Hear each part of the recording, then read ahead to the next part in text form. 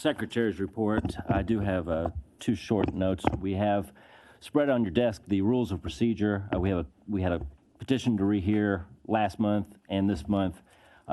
Just for your reference, you may want to hold on to that paper copy of the rules of procedure. There's a PDF also on your the board's website. And if, assuming, as expected, Ms. Doss and Ms. Vice Chair join us, stick around afterwards because we don't have the current 8 members' photograph on our website. That's of utmost importance. The procedure for this afternoon will be as follows. I will introduce each case as listed on the agenda. Copies of the agenda are by Mr. Ragsdale to your left. For each case, staff with the Office of Planning and Development will give a presentation containing site plans, photographs, etc. of the site. After the conclusion of the staff presentation, the applicant will present his or her case. Following the applicant's presentation, the board will hear from those in support of the application. Following the applicant, the supporters will be opposition. According to our rules of procedure, the applicant and supporters are given 10 minutes, and those opposed to the project are given 10 minutes. Finally, the applicant will be given a 2-minute rebuttal period. These times do not include time for Q&A between members of the board and those providing testimony.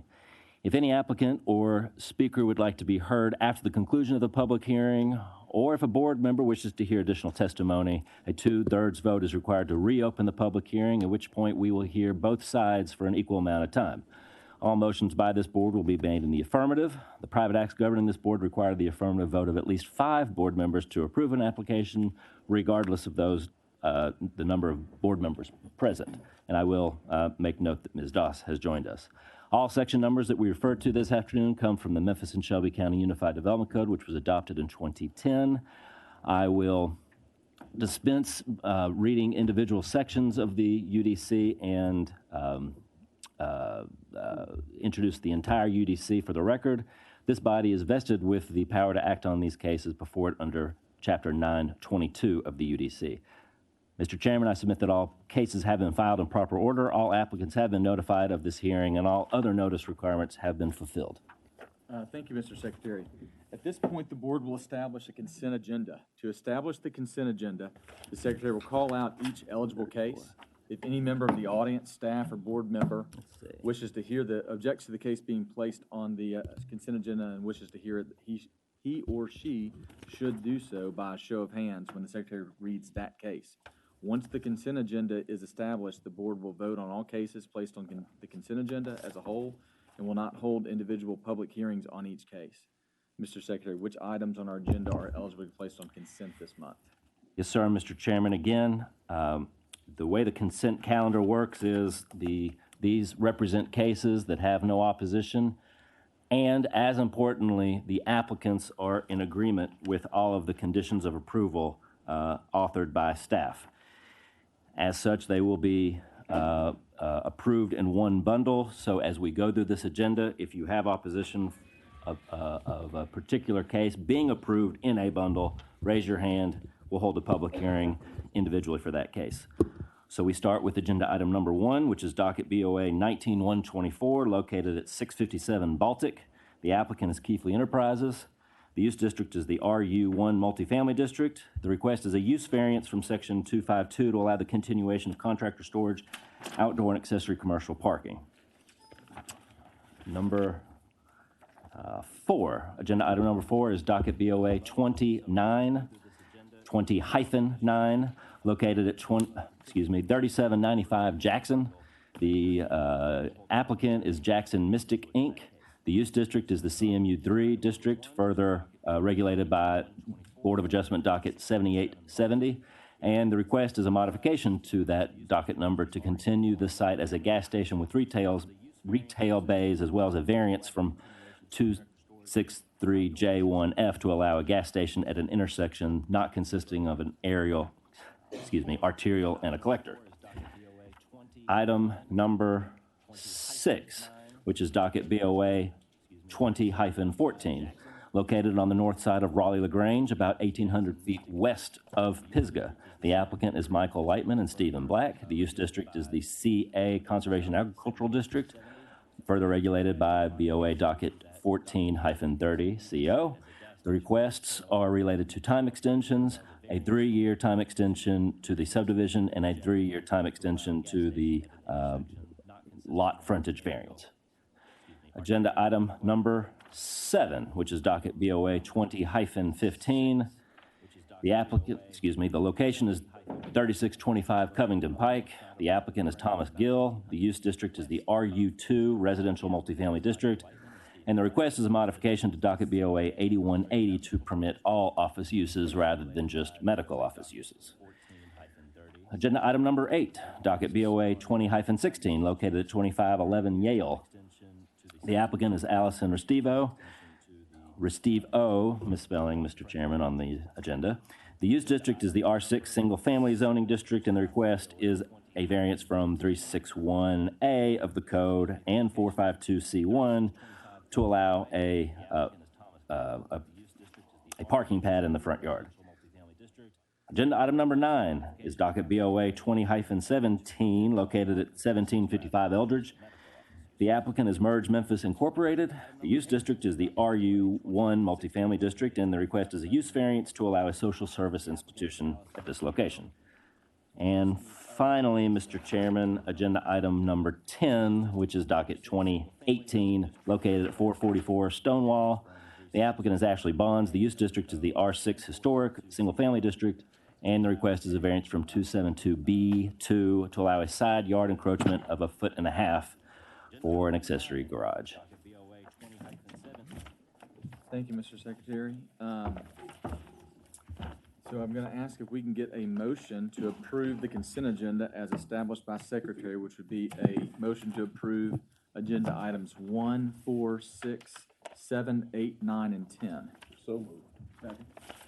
Being moved and second, I'm going to remind you that by voting on the consent agenda, board member confirms that he or she has read the staff report and is full agreement with the conditions.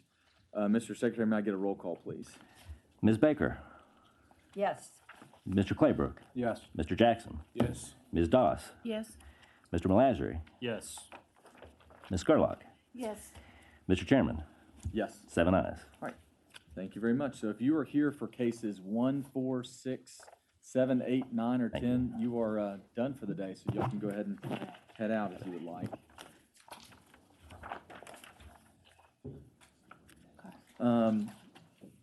With that, Mr. Secretary, let's call the first case on our regular agenda. There's one downstairs, but I don't know who took it where. Jeffrey, do you still have that extra packet downstairs? Well, it's okay. Yeah, that's fine. I'll look on that. Okay. We will locate one. Okay, I can share one. Okay. Agenda item number 2, docket BOA 20-2, located at 1615 Union. The applicant is Valvoline Instant Oil Change. The use district is a CMU3 commercial district within the Midtown District overlay, and the request are variances from the recorded subdivision on this site, Bickford's Union Terrace, and from 8411 to reduce the minimum width of the required streetscape plate. Okay, thank you, Mr. Secretary. Is the applicant present? Yes, sir. Okay. And then I assume we have some opposition to this case. So if we'll get a staff report real quick from Mr. Davis. Sir, all right. Thank you, Mr. Chair. Brett Davis with the Office of Planning and Development. Good afternoon to the board and members of the public. Case number BOA 20-2. Okay, so what is this case? It's located at 1615 Union Avenue. The owner is 1615 Union Development. The applicant, Valvoline Instant Oil Change, represented by Ms. Reeves of SR Consulting. The proposed development, as you can imagine, is a vehicle service establishment and oil change business. 2 variances have been requested. The first is from Bickford's Union Terrace subdivision to permit an encroachment into the platted front setback. Okay, so this is a little strange. Usually this board hears variance requests to vary from the code, In this case, we're varying from a subdivision. So what does that mean exactly? When a subdivision is platted, optionally, setbacks may be shown on the plat. And those setbacks stay with the land even if the zoning code setbacks change with time. So when the Bickford Union Terrace subdivision was recorded back in 1918, Union Avenue was a street of fairly grand estates, and there was a 60-foot front setback included in the land. That setback still runs with the land. The Unified Development Code gives the Board of Adjustment the authority to give a variance to encroach into those setbacks. It also, the Land Use Control Board can remove the setbacks entirely, and the Board of Adjustment can allow people to vary from them. The second requested setback variance, is from section 8.4.11 of the UDC to reduce the minimum width of the required streetscape. The site is 0.434 acres in size, and it is zoned commercial mixed use 3 with the Midtown District overlay. Okay, so here is where we're looking in Midtown, obviously. Here's that subdivision I was talking about. Again, you'll see that these are large lots, and you can see the platted setback up at the top. It says building line, body of house. Okay. Here is the vicinity map showing all properties whose owners received notice from the Office of Planning and Development. 103 notices of public hearing were mailed, 3 letters of support were received, and 111 letters of opposition were received as well. Here's the zoning map. So to the north, west, and east, the site is surrounded by commercial mixed use 3. To the south is residential 6, which is also a designated historic district. And everything you see in this map is in the Midtown District. What does that zoning mean for this site? Well, if you look at the Midtown District permitted use table, I've highlighted CMU 3 and vehicle service on the 2 axes, and we see that black square indicating that vehicle service is a by right use in this zoning district, in the Midtown District. Land use map, that vacant site to the east is now Pinnacle Bank, single family residential to the south, commercial on all other sides. It was a formerly commercial site recently, as you can see. Some photographs of the site. Here is the site, and I'll just flip through these. An alternative view of the site, you can also see what's across Union. More strip mall with no curb, nose in parking. This is the vacant lot to the site's east under the same ownership. This is the strip center to the site's west. It's a Metro PCS closest. This is a utility easement, a 15-foot utility easement that runs along the rear of the site. You'll note a wooden fence, which is owned by the residential properties, as well as overhead electric utilities. It's not an alley. And this is just showing what the current state of the sidewalk is like in this location. So there is no curb or gutter. We would call this a sidewalk because there is a change of material between the asphalt and the pavement, but it's not, as you can see, a pleasant place to walk. Vehicles can turn in and out anywhere. And that was by design to allow for parking. And this is a view down Union in the other direction. Okay, so let's take a look at the applicant's conceptual site plan. As submitted, it's slightly changed from the one in the staff report. So I'll just sit on this slide for a second so everybody can look at it. So that building is the primary structure of the site. Obviously, there are 2 garage bays that are entered from the west. Cars exit to the east. Parking in the rear of the site.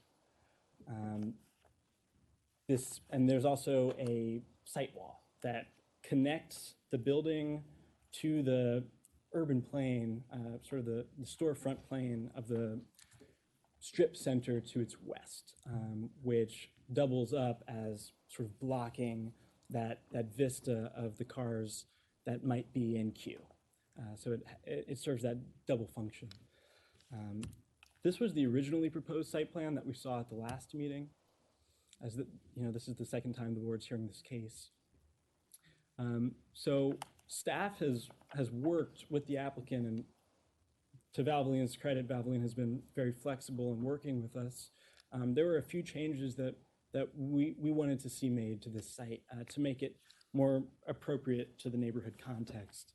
The first was flipping the building, so it was oriented away from the street and from the neighborhood to the south. So the garage bays are no longer facing Union. They face the side. That presented the question of, well, we're really reducing the percentage of the lot that has building frontage, which is undesirable. And that's when we came up with the design solution of adding this frontage wall. And so here we can see the two site plans side by side, the originally proposed one and now our present site plan. It still does need a few tweaks to bring it into full compliance with the code, and staff wants to work with the applicant to figure out exactly what that site wall is going to look like. All right. Here are the proposed elevations. So again, not final as presently shown here. As conditioned, staff is requiring a more significant amount of transparency, meaning windows and doors on the front facade on Union, as well as a functioning building entrance on Union. And that's an example of what the frontage wall might look like as submitted by the applicant. So in conclusion, the applicant seeks to build a vehicle service establishment on Union Avenue in the Midtown District. This use is permitted by right in this location. The applicant requested a hold at the January Board of Adjustment meeting in order to revise the site plan to remove a second proposed curb cut. Staff has since collaborated with the applicant to redesign the site. The applicant has requested two site-related variances. The first is to permit an encroachment into the 60-foot front setback found in the Bickford's Union Terrace subdivision, and the second is to reduce the minimum width of the required streetscape plate. The subdivision was intended as a single-family residential development. Today, this land is zoned for commercial uses. This change in land uses over the past century renders the platted 60-foot front setback obsolete and is a valid justification for variance. There's no practical difficulty associated with the streetscaping requirements. Because this site has no curb or gutter, the developer is required to rebuild the sidewalk. This presents an opportunity to build a sidewalk that fully adheres to the code, which calls for a sidewalk on an arterial street like this to be at least 10 feet from the street. Such a sidewalk would create a significantly improved pedestrian environment and set a good example for the redevelopment of abutting lots, which also lack curb and gutter. This sidewalk would include a curb, a minimum 10-foot landscape strip, which could take the form of either a lawn with trees or, a much wider sidewalk with tree grates. We're calling for 3 shade trees here and a minimum 5-foot sidewalk. And staff has recommended additional conditions to ensure that this development is contextually appropriate. And you can find sort of an overview of what those conditions mean for this site on page 22 of the staff report. We're recommending the application of the Midtown District General Frontage Standards, which kicks in those transparency requirements, et cetera. We're recommending approval with conditions in conclusion. Thank you. Let me know if you have any questions. Thank you, Mr. Davis. Is there any questions for Mr. Davis at this point? Seeing none. Ms. Reeves, if you'd like to come talk to us, give your name and address for the record. Cindy Reeves, SR Consulting, 5909 Shelby Oaks Drive, Suite 200. Do you swear to tell the truth, the whole truth, and nothing but the truth, so help you God? I do. All right, go ahead, ma'am. We appreciate staff working with us over the last couple of months on this application. As you can see, we're on version 9 of the site plan, and we've worked really hard. Valvoline has jumped through a lot of internal decisions to be made in order to make this a good site. And we feel like we do have a good site plan now. We've come a long way from the original plan, as you can see. We've now got 1 curb cut that will serve 2 vacant lots instead of each lot having its own curb cut. We got rid of the additional curb cut.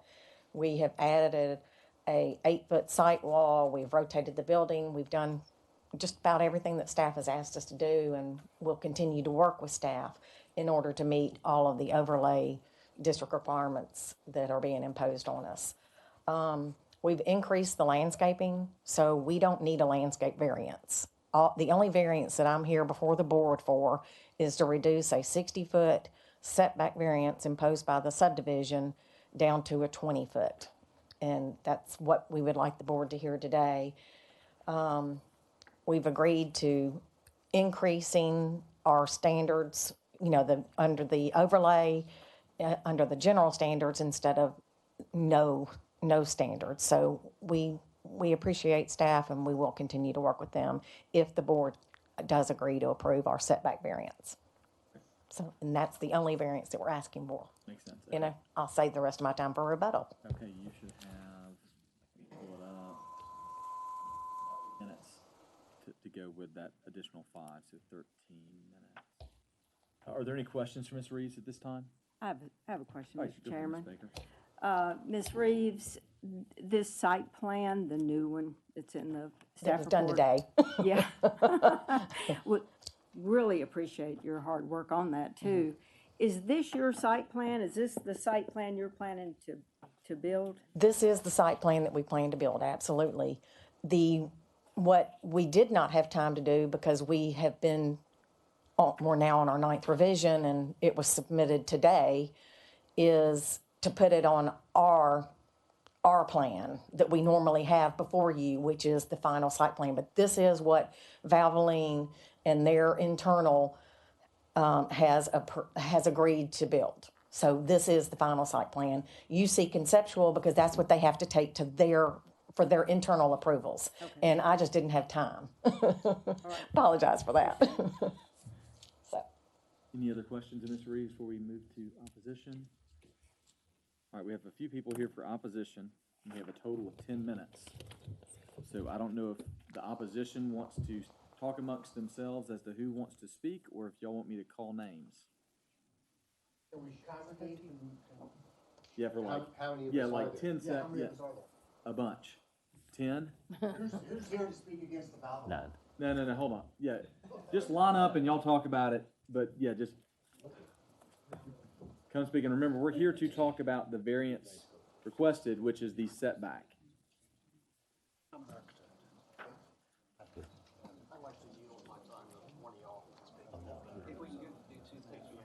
And also, if somebody says something you agree with, when it's your turn, you can say, I agree with them, and at least you're noted there. But if the first person will go ahead and come up.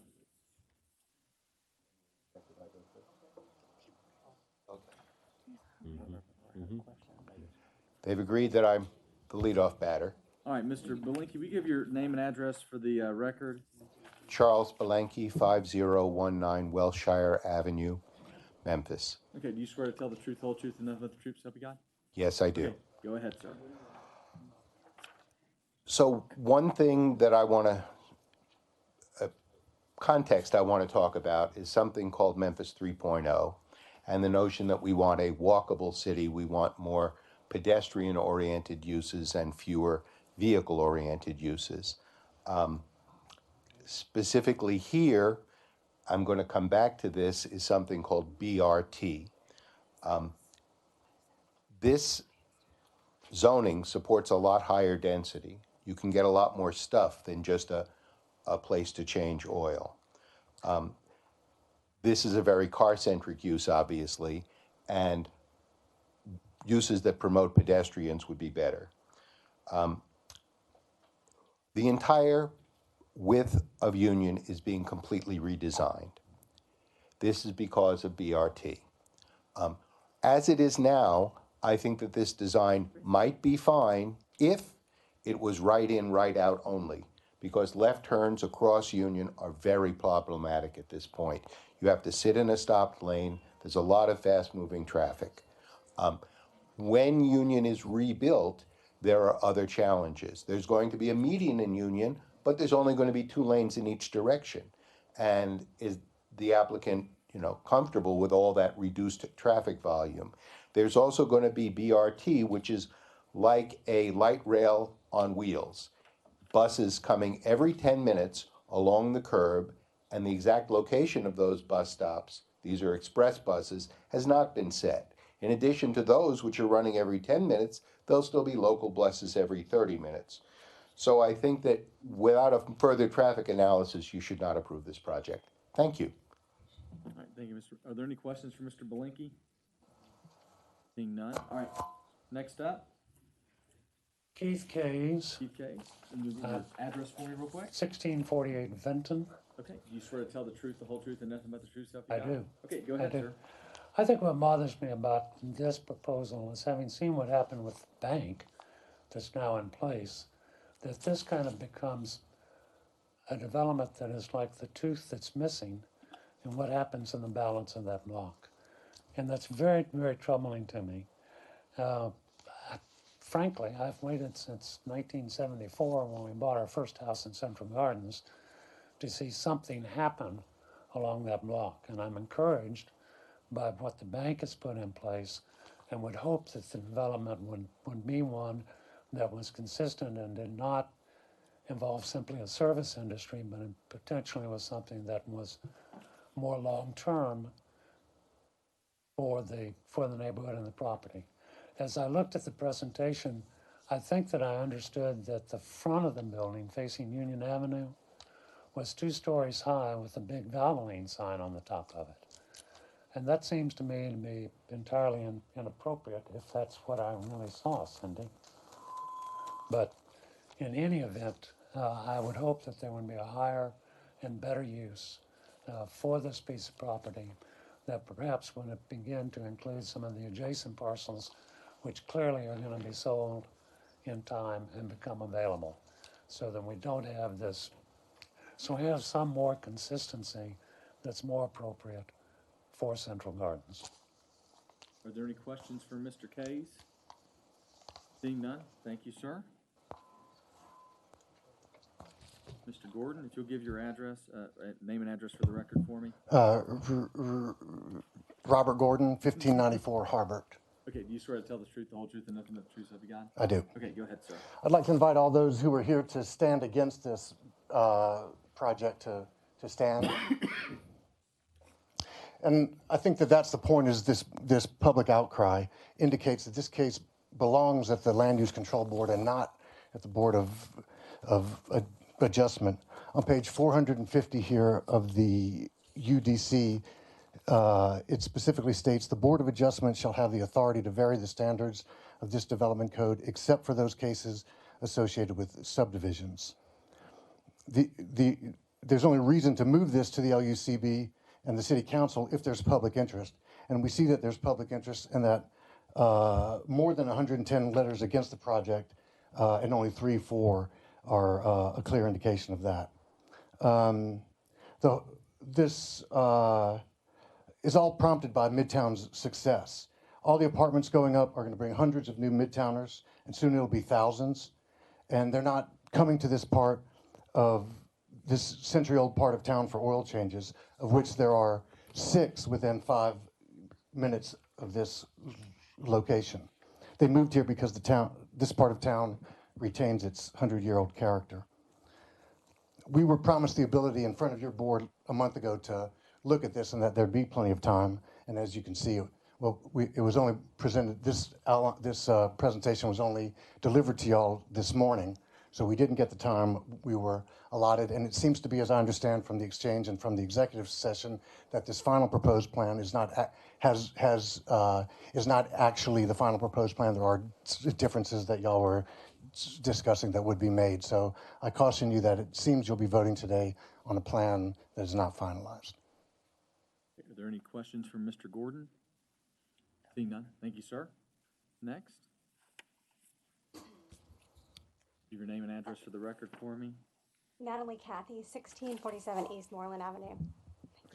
Do you swear to tell the truth, the whole truth, and nothing but the truth, so help you God? I do. Okay, go ahead, Miss Kathy. I'm an Eastmoreland resident, and first of all, thank y'all for all of your hard work. I wouldn't want to be in your shoes, but we are fairly new to the neighborhood, moving there just about a year and a half ago, and so excited to see so many wonderful things happening on Eastmoreland, which is proposed directly behind our house. And I just wanted to say that Valvoline oil change with the noise might be an impact there for residents. I live about half a block from Wendy's, and in all hours of the night and the morning we can hear it, and that's half a block away. So just to stay with the historical aspect, in keeping with why the residents have why they move, why we're seeing more residents come back to the area, is probably not for a large structure, commercial like this that combats our historic neighborhood. So. Okay. Is there any questions for Miss Kathy? Seeing none. Okay. Thank you much. Next. Your name and address for the record. Nikki Newberger, and I live at 1650 East Moreland. I am second from the corner of Roselle and East Moreland, so I'm right south of the Pinnacle Bank. Okay. Do you swear to tell the I truth, do. the whole truth, nothing but the truth, so help you God? Yes. Okay, go ahead. I'd like to show a picture. I hope you can see it. This is garbage accumulation behind the fence that the city mandated be added between Pinnacle Bank and the existing fence that belongs to the residences. There are 5 of us who have a wall that now has a narrow no man's land space between the required mandated secondary wall. This site plan for Valvoline also requires another wall as a buffer or a barrier. And what's happening is it's created a space for homeless people, and it's the perfect place to camp out and throw garbage. And human excrement was also in this area. And I personally took care of cleaning this up with another neighbor, and I see that it's already starting to be another problem. So this is a big concern of mine. It's also a concern of mine that there is a security issue. So I really want to address what exactly is the buffer between any business that is going to be there, as well as a required site wall, because it gives a perfect opportunity in that 5 foot of space for people to easily not be seen and sleep there or provide their remnants, boxes, and all kinds of leftovers. Okay. Are there any questions for Ms. Newberger? Okay. Thank you, ma'am. All right, next. Gordon Alexander, 179 South Rembert Street, and I swear to tell the truth, the whole truth, and nothing but the truth. Thank you so much. Go ahead. Got it 1 minute. Okay, I'll try to make it brief. I live off Union Avenue on Rembert, and all of us who back up to Union Avenue have to go through the commercial development on Union. I'm right across from Chick-fil-A. Sometimes I can't even turn down my street and go to my house because of the line there. That's one thing. We just wish that Ford Jarrett Company had not come in here, and the first thing they did was demolish all of these buildings, which have been here for 102 years. It might be easier to find tenants for the buildings if they were still remaining. What we're looking for is a long-term solution to bring back this group of buildings instead of the ugly scar we have in our neighborhood now. Because of the way this building is designed, if Valvoline does move out, and I'm sure they won't be there 70 years like Wild Smith Drugstore was, what are you going to put in there? Another drive-through, a beer barn, or something like that? I don't know anyone else that could move into that particular space. So we urge you to reject this application respectfully. Thank you. Much. Any questions for Mr. Alexander? All right, that's the 10-minute if you want. Yeah, that's the end of, yeah, we're done with 10 minutes. Okay. Thank y'all, though. The people left standing, so. All right, with that, Ms. Reeves, if you'd like to come up and rebut, and we can talk a little bit.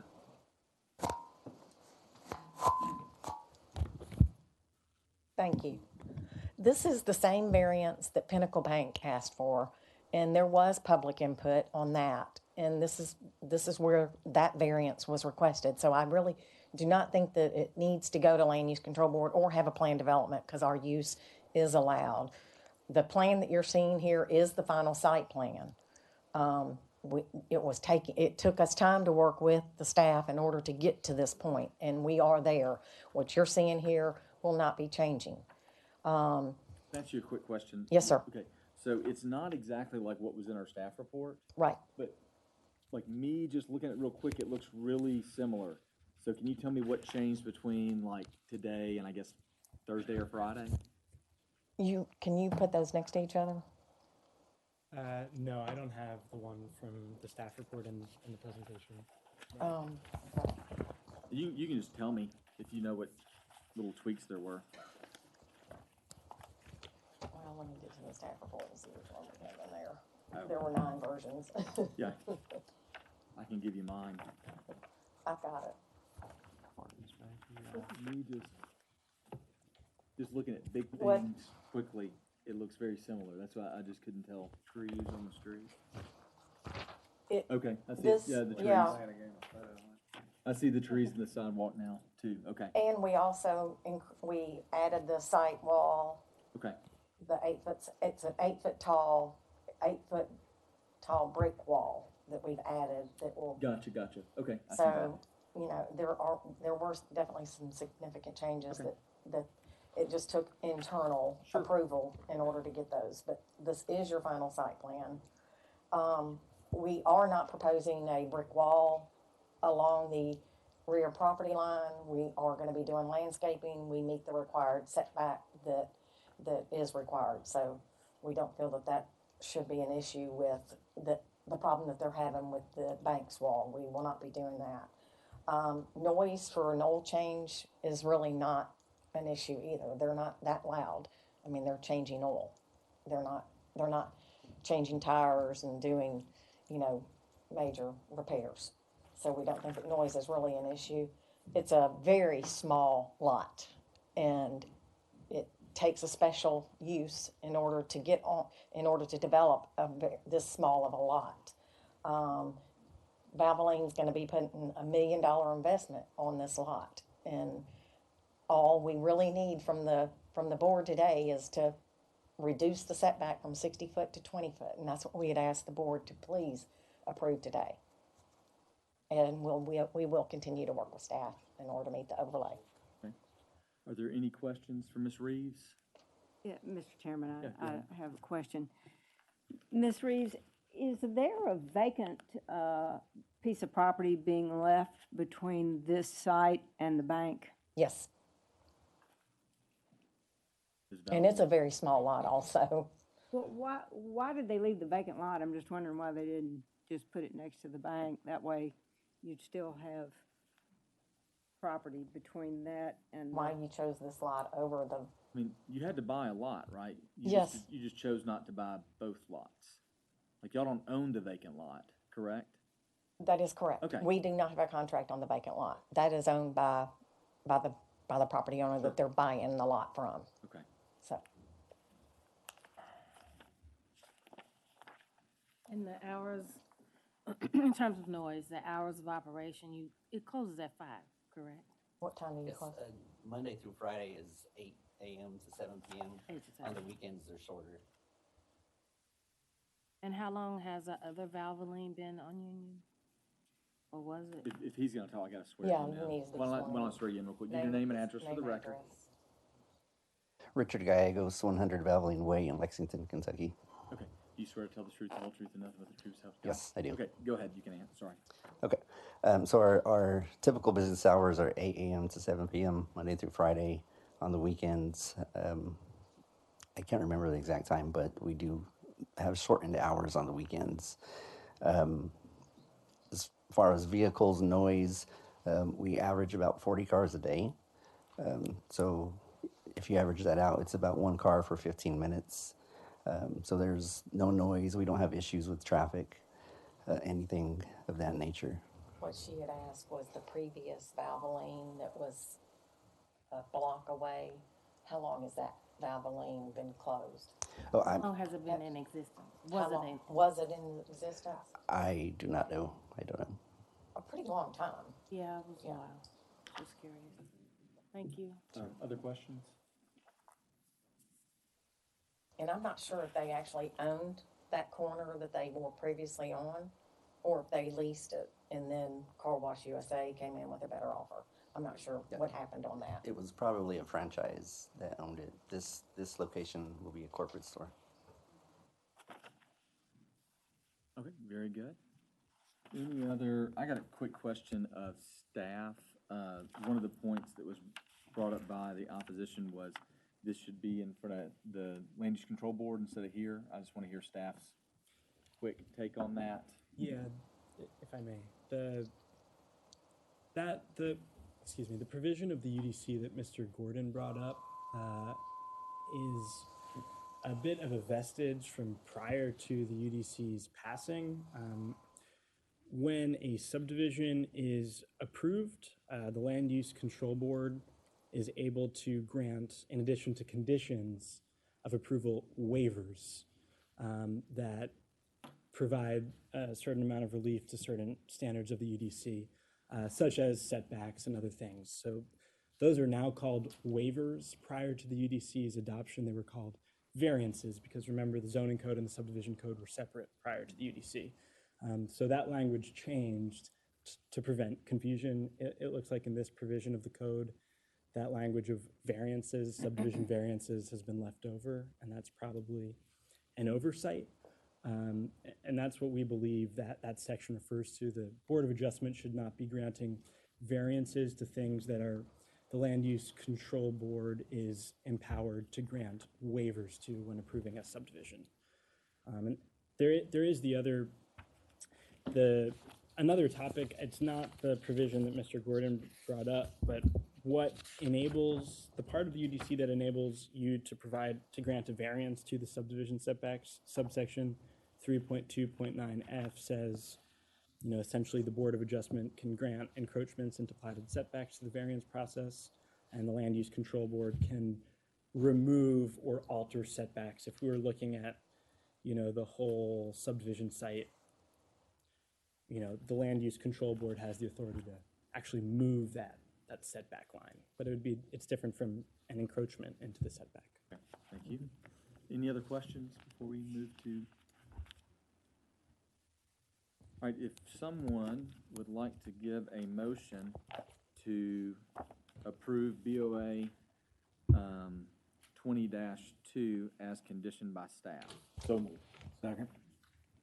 Been moved and seconded. Mr. Secretary, do we need to, because they're not any longer asking for the landscape, that's not going to be included in our vote, correct? That is correct. In fact, the way this is conditioned nullifies that request. There was a condition to do it anyway, okay. I see a hand on it. We need 5 votes to reopen the hearing. Do 5 people want to hear any more? Seeing none. Is there any discussion? Mr. Jackson? Question for staff. In essence, what this board has heard today is a request for a variance on the setback. And that's the only thing that we are truly voting on, is that correct? Correct. Yeah. Okay. We do not have the authority as this board to deal with what the specific land uses are along this corridor based on the fact that we have an overlay district in place and the UDC. Is that correct? Correct. So anything beyond that point is really null and void for us to talk about land use or anything like that. Is that correct? That is correct. The big question here is there's a request to encroach upon a 60-foot platted setback. If the body feels like both the following tests are met, or conversely, if the body does not feel that both of the following tests are being met, it should vote no. Number one, that this site is extraordinary as it relates to similar commercial sites in the vicinity. And B, if that extraordinary feature imparts upon the property owner a practical difficulty or undue hardship through the strict interpretation of that setback. So it has to be yes, yes to pass. Thank you, sir. Other comments, questions? Ms. Baker? I mean, I would like to comment on it whenever it's appropriate. I guess I feel like this application does not meet that test. I have a hard time looking at the other properties along that line and saying that this one is different from them. And this question about the platted setback versus the zoning setback. I mean, to me, that language that you read from Article 3, I believe it is, of the UDC, to me, that is in there for when the Board of Adjustment has put before it a application that requests to change both the zoning setback and the subdivision setback, so that it doesn't result in that applicant having to go to two different boards. You know, I believe that that's why that is written like that in Article 3. And the reason why I feel that this would be better before the planning body, our planning commission, Land Use Control Board, is because, you know, their charge is to look at the whole subdivision and to think about how this development affects that whole line of development. And that's why I asked a question about the vacant property between this site and the bank. And then the next site to the west then is what's left of what was the existing buildings. And so I just feel, I'm afraid that if we deal with it in the way we're dealing with it, we're piecemealing it is what we're doing. And it will result in the rest of it being piecemealed.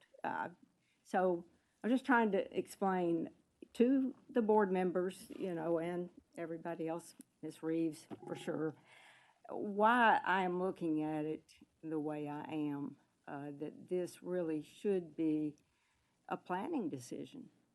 And I mean, this is within easy walking distance to Central Gardens. And there's many other places where Valvoline could go in Midtown. I'm sure not opposed to Valvoline or similar uses in Midtown. I'm not convinced that this is the right site, and you know, that it's being looked at as a whole. What's going to happen to this stretch of Union Avenue as a whole? Okay. That's it. Mr. Jackson? Ms. Baker, help me with something on this.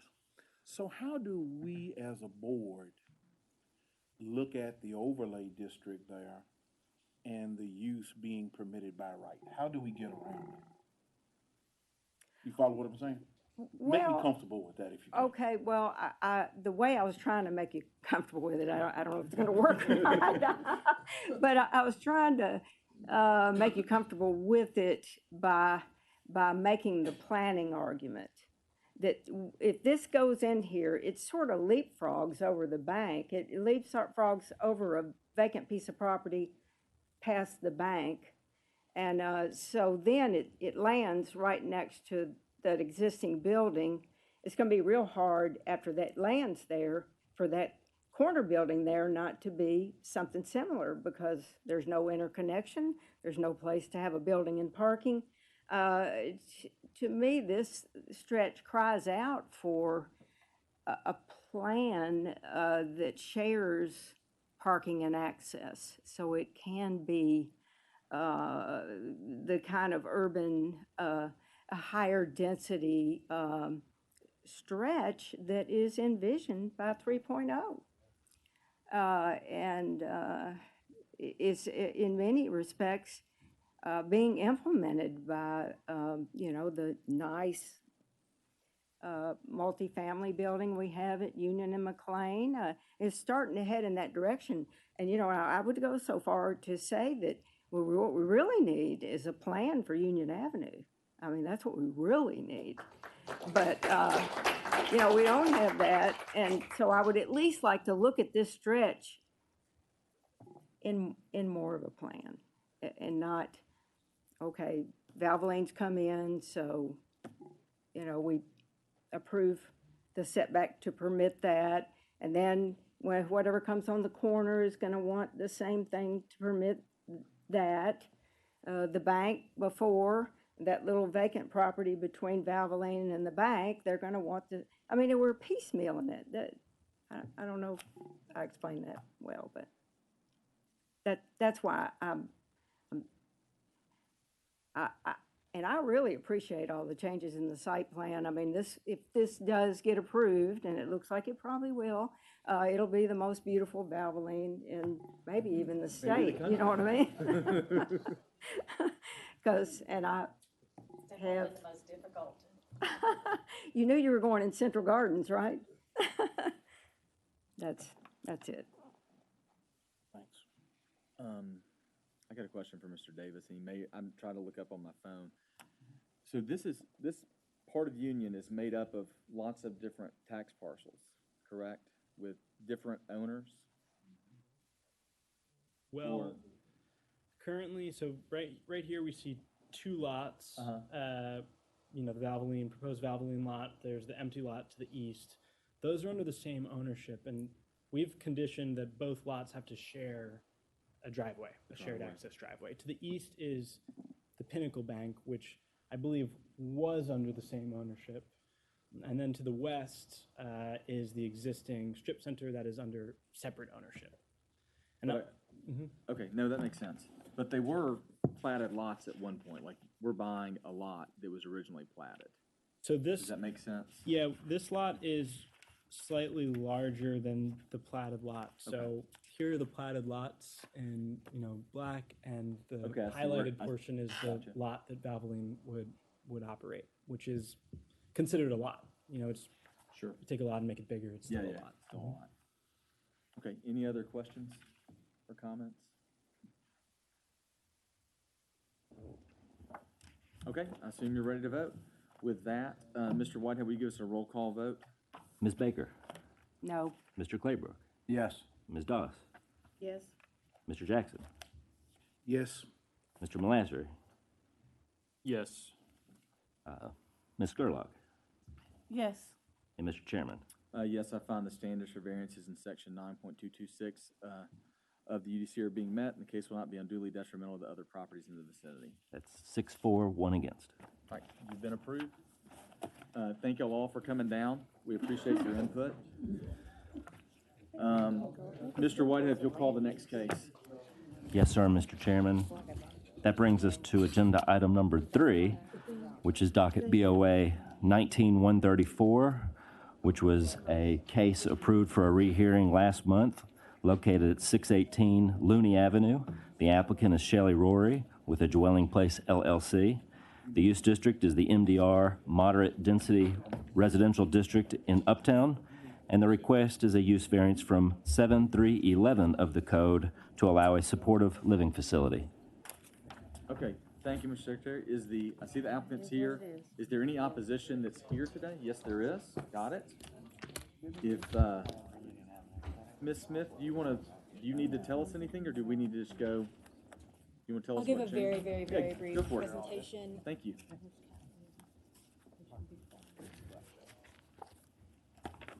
Whenever you're ready. Okay. Yeah. Summer Smith with the Office of Planning and Development. This is for a rehearing for BOA 19-134, located at 618 Looney. This is for a dwelling place. It's a facility, and they would like to have a use variance from the Uptown Special Purpose District use standards to allow a supportive living facility in the moderate density residential zoning district. So the only update I have is that based on conversations had as late as 4:30 yesterday, it seems that the use might have changed a little bit from a supportive living facility and might encompass a population that was before not previously discussed, such as homeless vets through the VA program that have the possibility of having substance and drug abuse problems that will be located here. So I'm just going to defer to the applicant to present his case to the board. Okay, very good. Mr. Rory, good to see you again. Thank you so much. Can I hand these out to you? Yeah, absolutely. Can I go, go do that, and I'll swear you. Do you swear to tell the truth, the whole truth, and nothing but the truth, so help you God? Yes, sir. Okay, go ahead. And we got 10 minutes. Thank you. We'll pass one down so you don't have to. Thank you, sir. To Mr. Rowland. Yeah. Thank you. go ahead. Okay, we're here applying for a variance so we could actually go down to the code enforcement and ask for a certificate of occupancy. That certificate of occupancy is going to be important for us to be able to go to the state and apply for licensure. They will not let us do one without the other one. So that's what we're applying for. Summer has said that it was unclear of what we were trying to do and that we've changed something. We really haven't. I know Mr. Brown, my community liaison, he had called and asked because there was an opposition letter stating several Oxford houses in the area, and he was simply trying to figure out, what she was saying and why they didn't need to have a variance. Not that we were trying to change into an Oxford house. Now, on that form that's got some highlighted on it, it's going to show our criteria, our services rendered, and that we're going to be nonprofit, and that we're seeking for state and federal licensure for supportive living.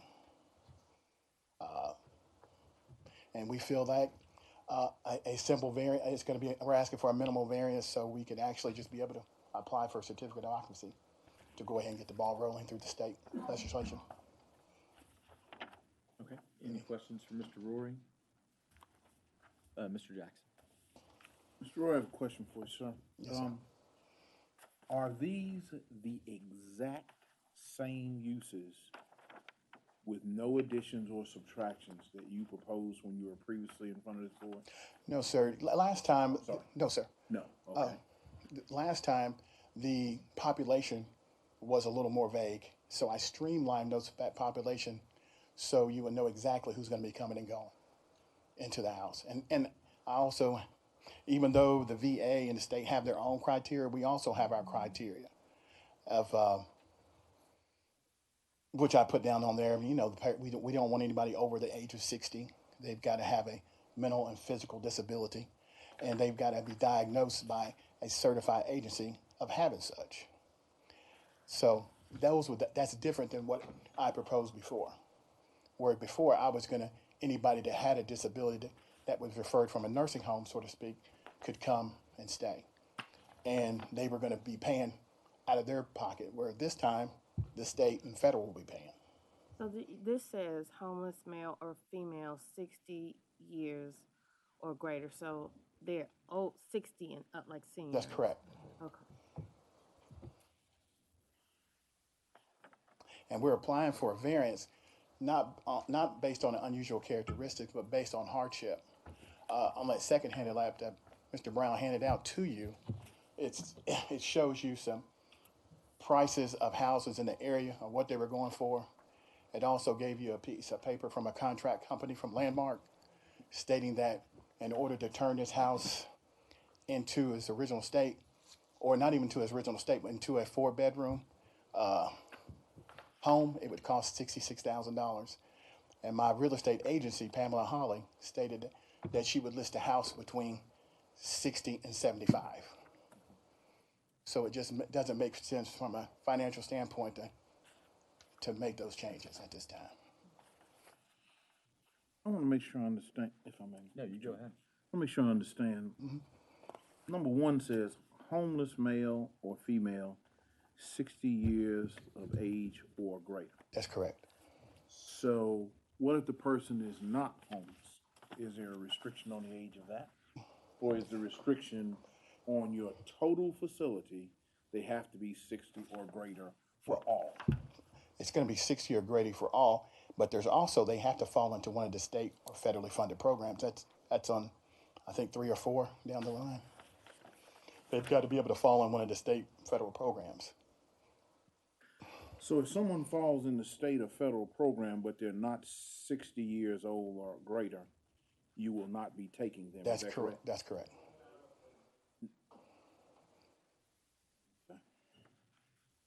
And can you remind us again, there's not like a house manager or There's going to be oversight there? There's going to be 3 personnel on staff.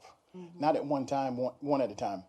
7 to 3, 3 to 11, 11 to 7. Okay, right. Okay. So what you're saying is this facility 24/7 will have someone on staff at this facility. That's correct. That's correct. Other questions? I like to yield the floor to Mr. Brown? Yeah, Darrell Brown, 8992 Gracie Lane, Cordova, Tennessee, 38016. Do you swear to tell the truth, the whole truth, and nothing but Yes, the sir. truth, so help you God? All right, go ahead. That particular program, when I got in with Mr. Rory, we streamlined it, and when I called Ms. Smith, we were kind of trying to figure out exactly what we're going to be doing exactly with that particular property. There's a nonprofit supportive living. It's a difference assisted living, which we will be getting referrals from, such as a Graceland Healthcare or a Parkway Health and Rehab or the VA or the state. And the particular program, you got to meet a certain criteria from those individuals who are referring to us. When I say the referring individuals, they're social workers, discharge planners, and counselors, or that particular person, liaison from that agency.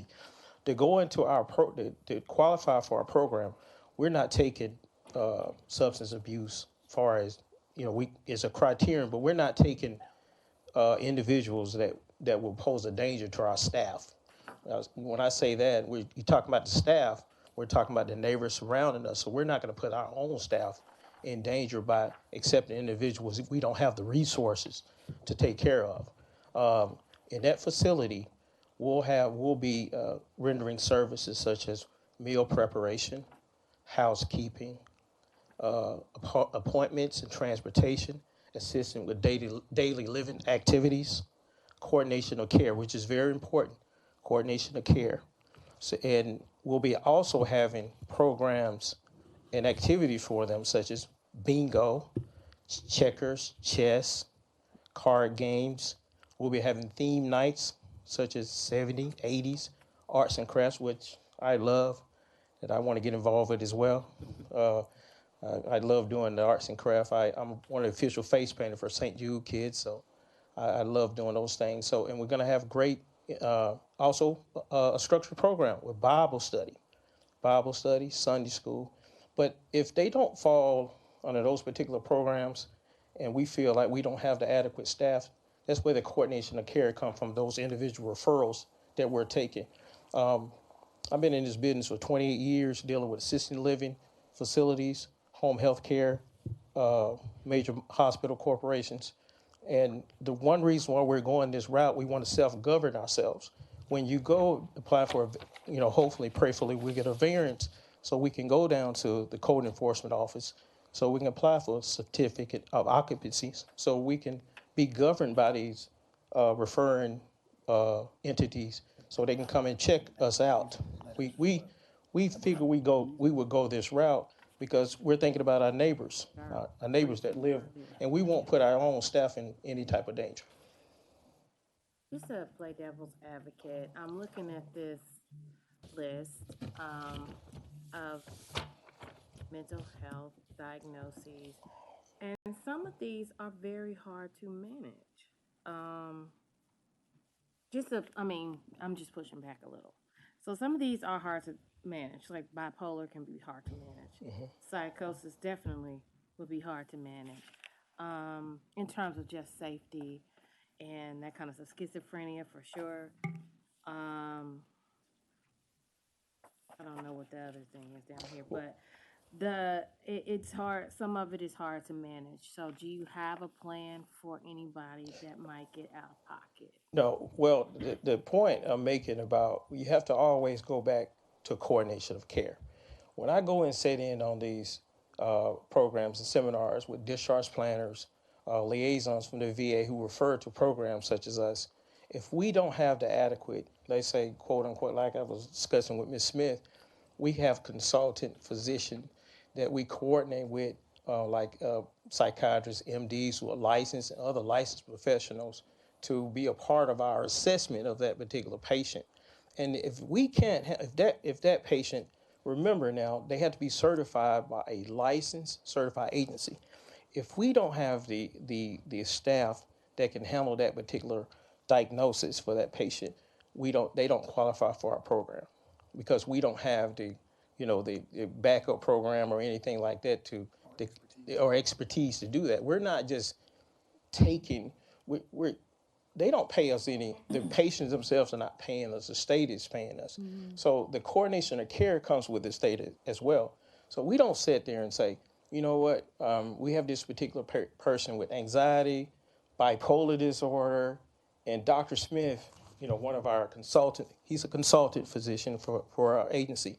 If he looks at that patient, he'll tell us, you guys are not really adequate staff for this type of patient. You don't have the clinical knowledge for this type of patient. And that we won't be obtaining, that patient won't meet our criteria. And So they we're not, also have to be adherent to yes, the regimen. yes, Yes. Properly medicated. properly So medicated. These are people that take responsibility for their own, Yes, sticking to their own regimen. yes, yes. Correct? And they don't need a doctor to stand over them and shove pills. There you go. There you go.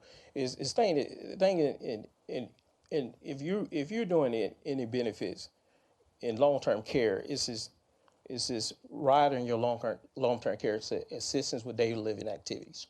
Okay, that's what we weigh on. If you can get up and go to the restroom, okay, you can assist yourself. Now, but if you become and you're disabled or you don't meet a certain criteria, we're not going to accept you in the program as well, because like I said again, we don't have the adequate staff for that. But it's mostly if you can socially move around, you can brush your teeth and things of that nature, properly bath, that's the we have that particular program for you. The problem I'm having is not you guys at all. Y'all sound like y'all kind of figured out what you want to do. Oh, we know what we're going to do. But the variance isn't for you. It's for the property. And so, it sticks with the property. And so something happens and Mr. Rory needs to just move. You get a good deal on something in Hawaii and decide just to retire there or something like that. Somebody else now buys this property that may not be a steward, and that's what we're already stuck with. We're always stuck with that when we have this thing where, like, you sometimes have somebody like, I think they got a good plan and they could do something here, but it's tough to give a variance for it because it's not really to y'all. You're who I see in front of me, but it's not who I'm giving it to. I'm giving it to the dirt is what gets it, and that's where I'm having a problem, just so you know. But we're about out of time for y'all. What I'd like to do, if that's okay, is move to the opposition, then have y'all come back and speak to them, because I don't speak for the board, I just spoke for me. Thank you. So we're going to move on to opposition right now. I have 4 names here. Do y'all know who would like to come up and speak? You don't have to even, you can, if Miss Walker? Okay. I'm going to speak All right, Miss Walker. a short period of time and 2 other people. Yeah, that's fine. If you'll give your name and address for the record. Stephanie Walker, 619 Keel Avenue, Memphis 38107. All right, do you swear to tell the truth, the whole truth, and nothing but the truth, so help you God? I do. All right, go ahead, Miss Walker. Okay. Yes, I was here, and I think that you all. Oh, can you speak into the sorry. microphone first? Yes, yes. We're I did. recording all this. Very good. Yeah, I actually watched online the rehearing application back in January. So I was opposed to it mainly. I know he was unclear before. He said he was unclear before as to what. Thank you. Thank you. As to what he was planning on doing. But we did know some kind of assisted living or nursing. I don't know what type of staff will be on board, whether that would be a licensed or medical staff on board. We never said, but I think I won't go over the things that I've already written, but our concern is, number one, it says a dwelling place LLC, and that has not been, from the Secretary of State, that's been closed out administratively. But I don't see Mr. Rory's name anywhere associated with a dwelling place LLC. So I'm concerned about that. But I'm mainly concerned, most of us here today are retirees who moved to this community. Some of us, myself in '83, to try and improve the community we offered, I don't know if you've heard of Code North Incorporated, back in the 80s, that we were trying to buy little properties to kind of renovate and sell to keep people in our community building up. This was during the time that Hurt Village was there. But several other people have retired since then. We didn't necessarily know each other at first, but we oppose having this facility. He's already had more of a boarding house there that caused problems. He also, I'm concerned, and I don't know if this board can adjust it, he owns the house across the street from this, which is in the same type of, it's boarded up right now, and one around the corner that's also boarded up, another large home. And we're just afraid that they're going to try and do the same thing with these properties and then leave us with, back where we were in the 70s or 80s, of people around the neighborhood where our safety is a major concern. But I don't want to take up any more on that. I'll let someone else. Okay, are there any questions for Ms. Walker? Hear none? Thank you for coming down today, Ms. Walker. You'll give your name and address for the record. Okay. Dr. Leon C. Freeman, 681 Uptown Street. Okay. You swear to tell the truth, the whole truth, and nothing but the truth, so help you God? So help me God, Okay. I do. Go ahead. Yes, I agree with Ms. Doss on the board in asking the question about these different diagnoses. I work with clients, children, and adults with various diagnoses. And it seems like just looking at this flyer or information that was passed out, this is just copy and paste from, a mental health blog or something. When we look at diagnoses such as bipolar, schizophrenia, anxiety disorders, when you're having clients that are to be supervised 24/7, you really need more than one person there within a shift. My concern is also the safety of not only the community, but the clients in the home. Apparently, this is going to be co-ed. What happens when you have an inappropriate male client versus a female client? And we see these a lot in a lot of the hospitals and residential centers. Again, for the greater community, what if somebody breaks out or they go into a crisis? They go into somebody's house, yard. What are we to do as neighbors? So again, safety is one of the main concerns for the greater community. I yield balance of my time. Okay. Is there any questions for Mr. Freeman? All right, thank you for coming down, sir. All right, if you'll give your name and address for the record for me. My name is Austin Ikerbe. My address is 654 Key. Okay. Do you swear to tell the truth, the whole truth, and nothing but the truth, so help you God? Okay, go ahead, sir. From what I'm seeing in this presentation, there are some differences between his original application and the current one. And the changes, like my neighbor just said, is more of cut and paste. I don't see anything that is original in them. On the other hand, he was talking about the various programs that he would provide. And the programs, he said, if he doesn't have adequate staff, he will not provide them. And with one staff, which he said is going to be on duty, one staff per shift, I don't think he will be able to provide this kind of programs, and I'm against it. Are there any questions? All right, thank you, sir. Thanks. Anyone else like to come speak? I have two more cards. Okay. All right, with that, we will move back to the applicant. And we have 5 minutes for the applicant to rebut any of those points. Well, we will accept anything from the staff for any provisional condition on our variance, if granted the variance. I know Dr. Freeman said something about male and female. If we need to restrict that to one gender, we'll be glad to do so as well.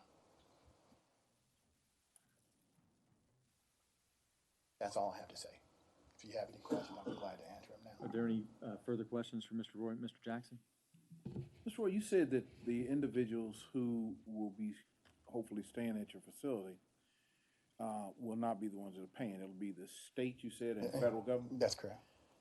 So my question is, because I'm unfamiliar, I'm in unfamiliar water here with this, but my question to you is, if you are being paid by the state or the federal government to take care of someone in a certain program, do you have the right to determine clearly you will not accept that person if you are registered for a certain type of service? Yeah. And the next question I have, and piggyback with that is, do you as a service provider have to say to the state and the federal government that this is the classification of person that I look at, or is there such a thing? Well, the classification, what they would do is they would make a referral. And then we would say, hey, this person doesn't meet the referral, we meet our criteria. Now, do I have the right to say so? Yes, very much so. After speaking with Oval Perrick, she's over the homeless program for the VA. And I said, well, there's going to be some, because we're going to have female and male staff, and we're going to make sure that they feel safe there as well. So there's going to be some, we're going to put a criteria on the age limit, and on, we want a complete understanding about what their physical abilities are and what their compliance is before they discharge to us. So if they're non-compliant with them, they'll be non-compliant with us. So if they have physical limitations that they need more help than one person or woman can give them, then they're not going to fall within our program.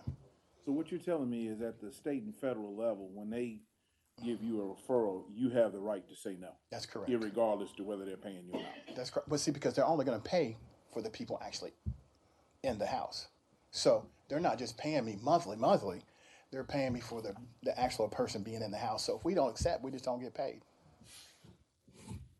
I think my conflict comes in. I'm really for people being able to reintegrate into the neighborhood. I mean, and, positive, steps in terms of the mental health issues, However, I think the larger concern is not physical ability, it's mental stability.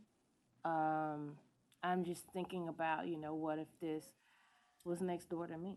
We have an empty space next door to us. Well, what if it was me? And I'm like, So that kind of changes the game for me in the way that I think about it. But I don't know where the compromise is.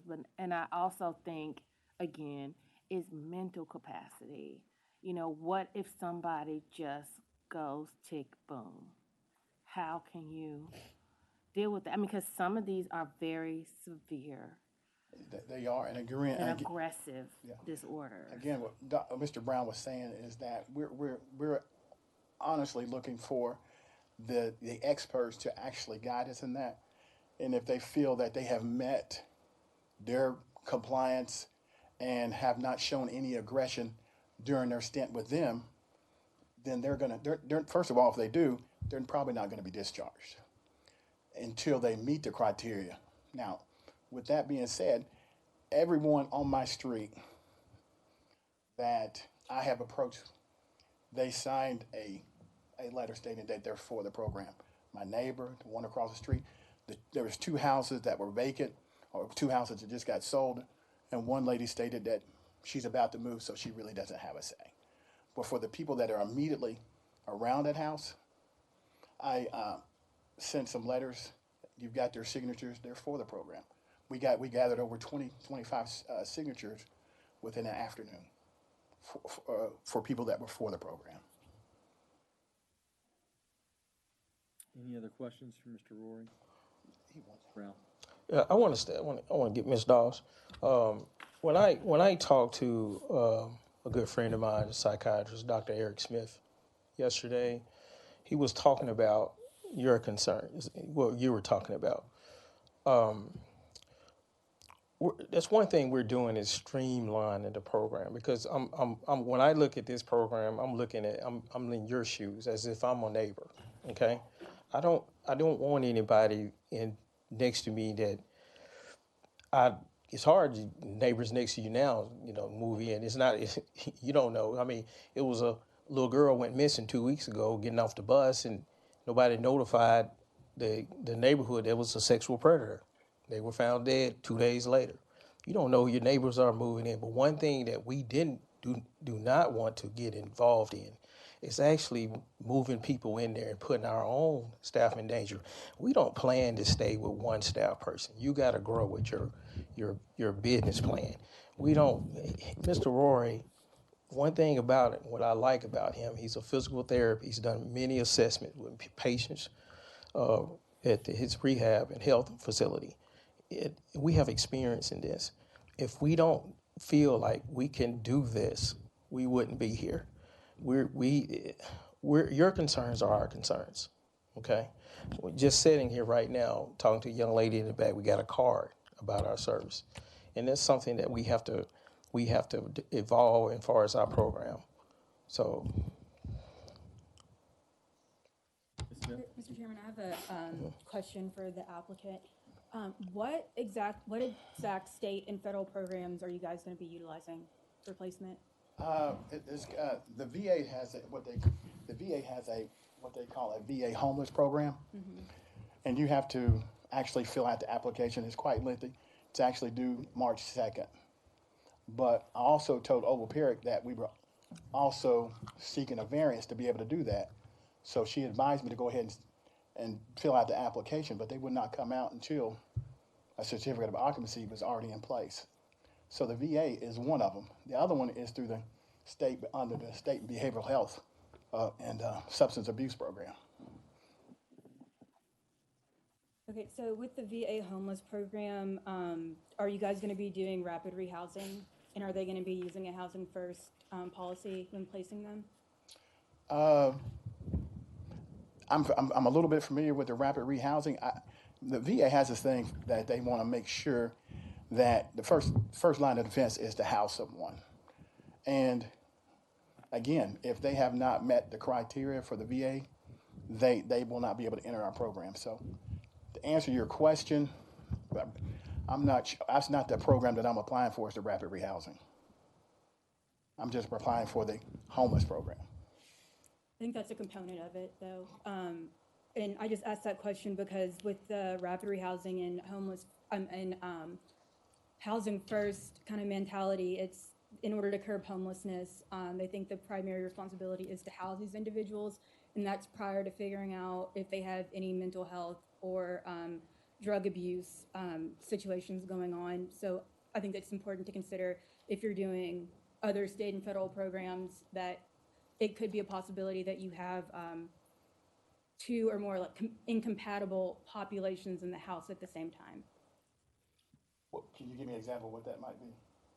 If you have a senior who is on medication and then you get housed with a homeless veteran that has a drug problem, and then you have that senior's medication there and a potential drug addict in the house at the same time. That's not what we're trying to do, and I would ask that you can put a provision in the variance to not allow for any substance abuse participants in the program. I don't know if you can. Let me address that. When I was talking to Ms. Perry, okay, when they refer clients, okay, they got three main. It's very few supportive living facilities. They do not like group homes because they don't. They want someone like a home away from home, not a warehouse. But let me get to this point. They are only referring to three facilities. That's Barron Heights, Alpha Omega for veterans, and what's the other? CAP. It's only one major facility here, the Catholic Diocese of Memphis, who's getting a majority of the funds here in the for Shelby County over the entire state. They're looking for facilities. And get on your point in that they're not going to refer us, a patient or a client with any type of disability or any type of diagnosis that we cannot take care of. Now, once we nail down supportive living, which we are supportive living assistants with daily living activities, then you move on to another department. Hopefully not in the same building. I would say no, hopefully. I said not in the same facility, because what you're saying is you don't want to mix in that demographic with the other demographic as far as endangering the other clients. Is that? I'm just trying to get a clear understanding of each program and the clientele that will be served under each program, because right now there is only one facility, so multiple programs, multiple clients, one facility. That's right now, it's just supportive living. That's it. No other programs. And you're not gonna take people that have issues with substance abuse? Don't intend to take? We do not intend to take people with substance abuse. I do own a house in East Memphis, and that may be something I may look at doing in East Memphis. I've already asked for a certificate of occupancy for that particular site. That may be something I look at doing in there. But this place here at 618, 620 is strictly going to be a supportive living for those who are age 60 and above. Just a heads up, we just went round and about, hither, thither, and yon about people living in a home. That's one of our other cases. They had 2 houses. I mean, we will hear it. What's that? We are exhausted from it. But you will be back here if you try to do it, get the variance for the substance abuse place in East Memphis. Okay. Because they got beat up. No. I'm just telling you now. Gotcha, So just gotcha. FYI. Thank you. Not by us per se, but just FYI. But I think I don't know if we can make the provision for substance abuse, if that is something we can do, but I agree with Ms. Smith.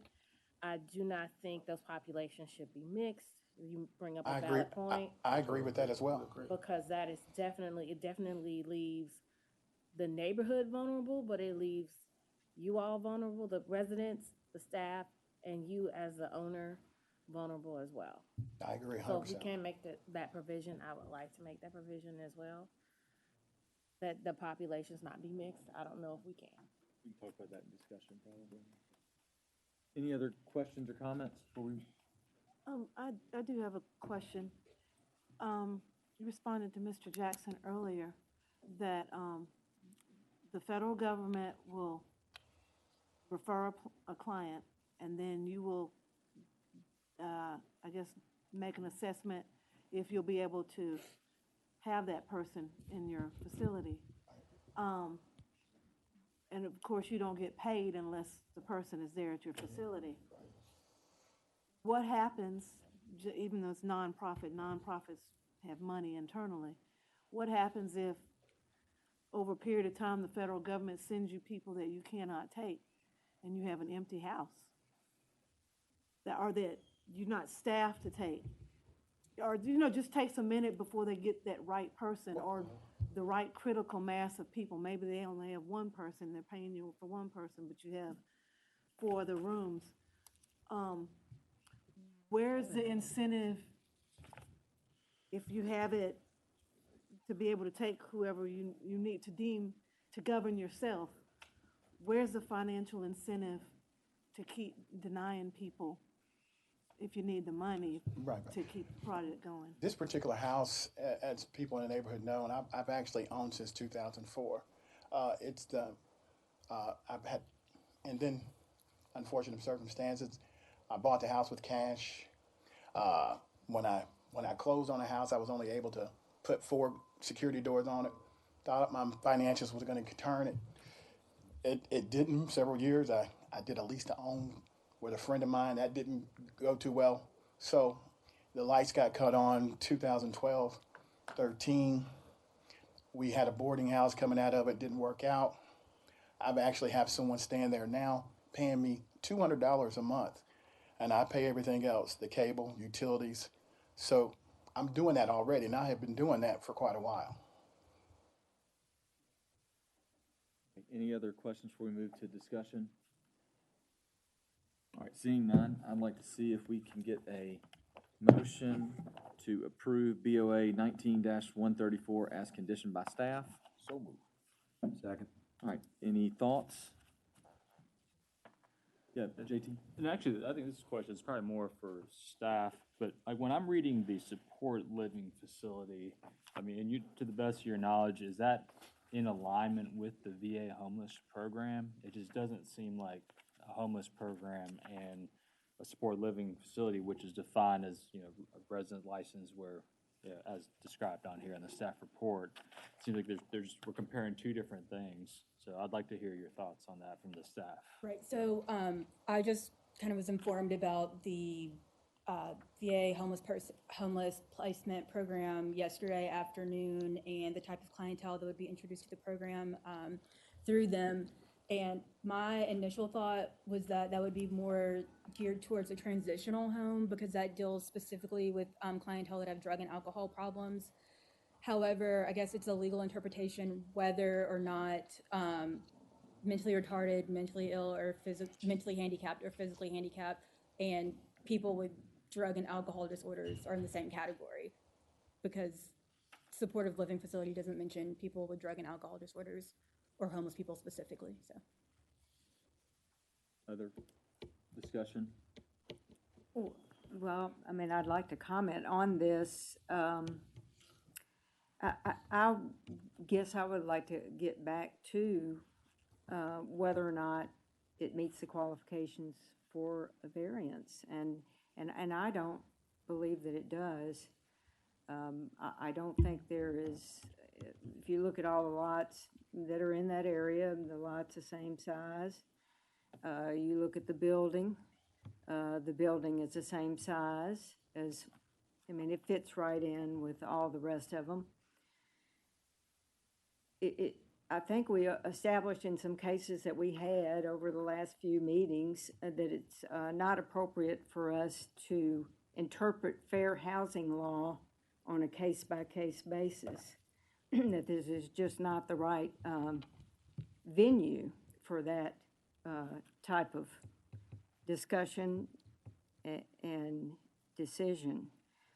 I don't think we're supposed to be able to consider the financial side of, you know, what's being done. I think that's written in the regulations for a variance, that cannot be part of the considerations. And then I just feel like the worst place really to start approving these variances, something different from how the neighborhood is currently developed, and trying to get back to home ownership, you know, critical mass enough to strengthen the neighborhood. So it's at a time when a neighborhood like this is challenged and struggling to do that, is really the worst time to approve a variance like this, because the neighborhood is fragile. And yet, it's where they often will go because the values are low and code enforcement is minimal. And so I would just hope that the board will find that this doesn't meet the criteria and not approve this application. I'm in agreement with Mary. Not that I think this applicant is fantastic. I really like him, but I don't think I can vote for it. I will make one slight tweak on what Mary said, and you can look at profitability. It just can't be solely for profit. It could be like a minor factor, but everything else you said, I was dead on with what you're saying. If it was approved, I would want to put all sorts of conditions in it, and I don't know how to do it without voting. I would be curious as to if we're going to have enough votes conditioned for us to spend 40 minutes talking about conditions prior to knowing we're just going to vote it no anyway, because I don't think I could vote for it based on what Mary said. Mr. Chairman, I would suggest a board member who's inclined to vote yes, make that motion. Okay. But if a board member is inclined to vote no, then it would be moot. Okay. So, is there anyone here that wants to offer conditions? Seeing none, I assume you'd ready to vote as conditioned by staff. Mr. Whitehead, will you give us a roll call vote, please? Ms. Scarlock? No. Mr. Malazri? No. Mr. Jackson? No. Ms. Doss? No. Mr. Claybrook? No. Ms. Baker? No. Mr. Chairman? No. 7 nays. Right. Thank you all again for coming down. I appreciate the neighbors coming and giving their input.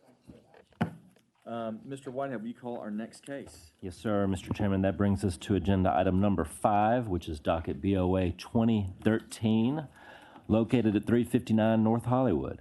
The applicant is Christopher Batts. The use district is the R6 Residential Single Family District, and the request is a variance from paragraph 261A1 to allow a side yard house adjacent to conventional single-family house, subsection 361 to allow a 5-foot side setback on the southern side of the lot, and subsection 391C to allow a front-facing garage. All right, I see the applicant's here. Is there any opposition to this case? I know, I figure we're here because of rejection. Mr. Skinner, if you could, Mr. Thomas, I'm sorry, if you give us a quick staff report? Yeah, let me pull it up here. Well, I think they made a motion to approve, didn't they? So this is BOA case 2013. The applicant is... Mr. Thomas, I'm sorry. Mr. Chairman, it was just brought to my attention that your last motion was a motion to approve in accordance with staff conditions, or was it a motion to defer to staff recommendation? Because if it's the latter, we didn't make a recommendation. I thought I said conditions, because I was looking at the conditions that were in the report. But the motion was approval as conditioned. As conditioned. So the motion to approve was rejected. Okay. Thank you, Mr. Chairman. Sorry, Mr. Thomas. Continue. So, yeah, the applicant is requesting variances to his side yard setbacks and contextual infill standards to allow for a front-facing garage. The location is 359 North Hollywood Street. The applicant owner is Christopher Batts. And this is a variance from paragraphs 2.6.1A1 to allow side yard house adjacent to a conventional single-family home, subsection 3.61A to allow 5-foot setback on the southern side of the lot, and subsection 3.91C to allow a front-facing garage. The existing zoning on this lot's R6. Location is in the Binghamton neighborhood. Here's the vicinity map. A total of 126 notices were mailed. There were no letters of opposition or support in the time frame. However, today, about 15 minutes before the meeting, I did get 2 letters of opposition from the property owners to the north and south. There's the aerial of the lot. So the zoning map is R6. It's a part of the Binghamton, the Binghamton rezoning area. Here's the land use map. As you can see, it's mostly a mix of single family and multifamily with institutional. That's on the western side. I believe that's a church. Here are the 2 site photos. So here's the side house that's in question. It's currently legal non-conforming, as the house to the north that it abuts is a conventional single-family home. That can be found on the last page of the staff report that sort of shows the differences between where a side house development is allowed and where it's not allowed. Because the applicant is requesting to take down this house and build a new house, it moves it from legal non-conforming to an illegal non-conforming with the development, if approved. Here's the site plan. To the left, you can see the former home location, and then to the right is what the new location is, with the removal of the front setback from 20 feet to 30 feet, and then the addition of the garage, and then as well as a 5-foot reduction in the southern side setback from 10 to 5 feet. So conclusion, so the applicant's requesting variances from the paragraphs I mentioned previously. What's important in this particular case is that there are no examples of front-facing garages throughout this neighborhood, and the purpose of the contextual infill standards is to make sure that the neighborhoods have the same sort of character. Because there's no hardship or practical difficulty presented by the applicant that justifies this variance, it sort of goes against sort of the purpose of the contextual infill standards to keep sort of the feel of neighborhoods the same. And so as a result of that, the staff is recommending rejection. If the determination of the board is for approval, we suggest 2 variances from subsection 2.1 to move the currently existing legal non-conforming structure into conformity based on the side home setbacks. And then also, one of the things that was sort of discussed was if the front setback was allowed to be 30 feet, and that actually falls within the contextual infill standards. However, we suggest that the front setback be no greater than 30 feet to still adhere to those setbacks if granted. And then here's an example of the side yard setback homes.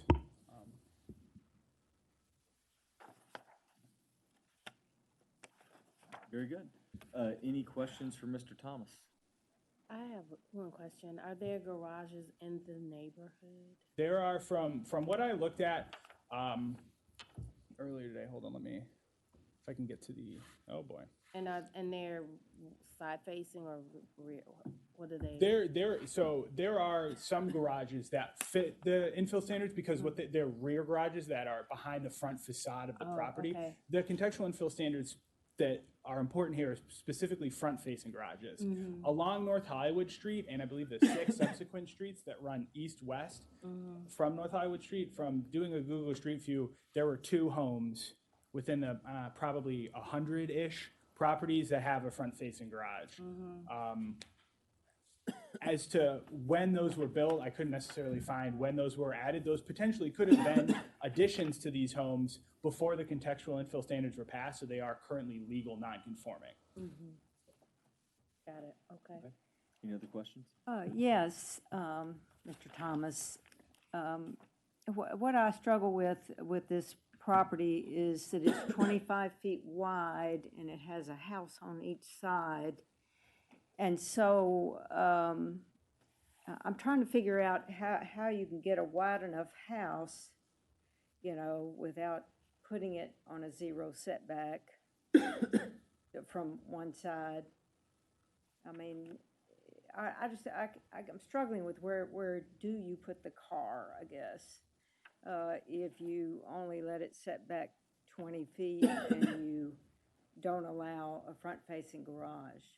So it would be a little bit of room for a car, but not much. yeah, so it currently, like I said, is 20 feet setback. This allowance of the 30-foot setback, which would be something that staff would be okay with because it does fit in the contextual infill standards, would allow for essentially carport. As you can see actually in the picture behind you, the duplex that's located to the north has that 30-foot setback and basically has a car on either side for each side of the duplex. And also the other thing is that there are many shotgun homes in Memphis, especially in the Midtown Binghamton area, that just park on the street and don't really have any room for parking, and that's sort of goes with the idea of purchasing a lot that's that skinny, would sort of be what staff has to say about it anyways.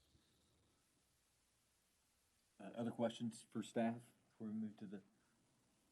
In fairness, though, in other cases we've heard, and just in general, neighbors do take issue with street parking. I mean, it's not comfortable necessarily, but it sort of is what it is. But they do take issue with it. Go ahead, Mr. Malazri. Just have a question about staff. To the best of your knowledge, the duplex on the north side, was that at one point a side yard house development, or? From my understanding, and this is also, I didn't include the photo of the subdivision, but it is on the staff report.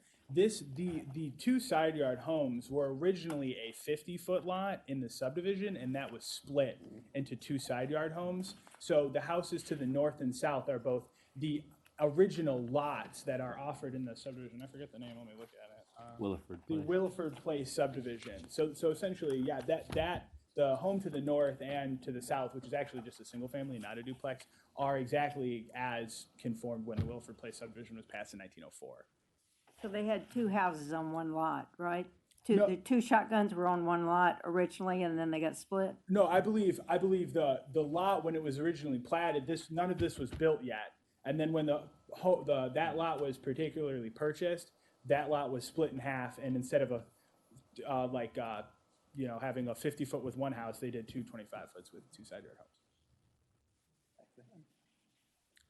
homes. Any other questions, staff?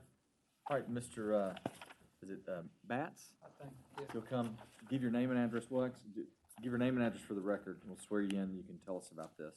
All right, can I give you all these first? Yeah, go ahead, let's swear you in real quick. All right, Christopher Batts, 889 Delaney Cove, Memphis, Tennessee, 38116. Okay, do you swear to tell the truth, the whole truth, and nothing but the truth, so help you God? Yes, sir. Okay, go ahead.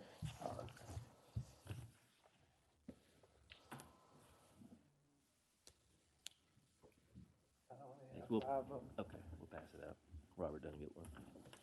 All right, you have 10 minutes. Okay, now, with all due respect, that picture that he showed, this is a lot that we have under contract.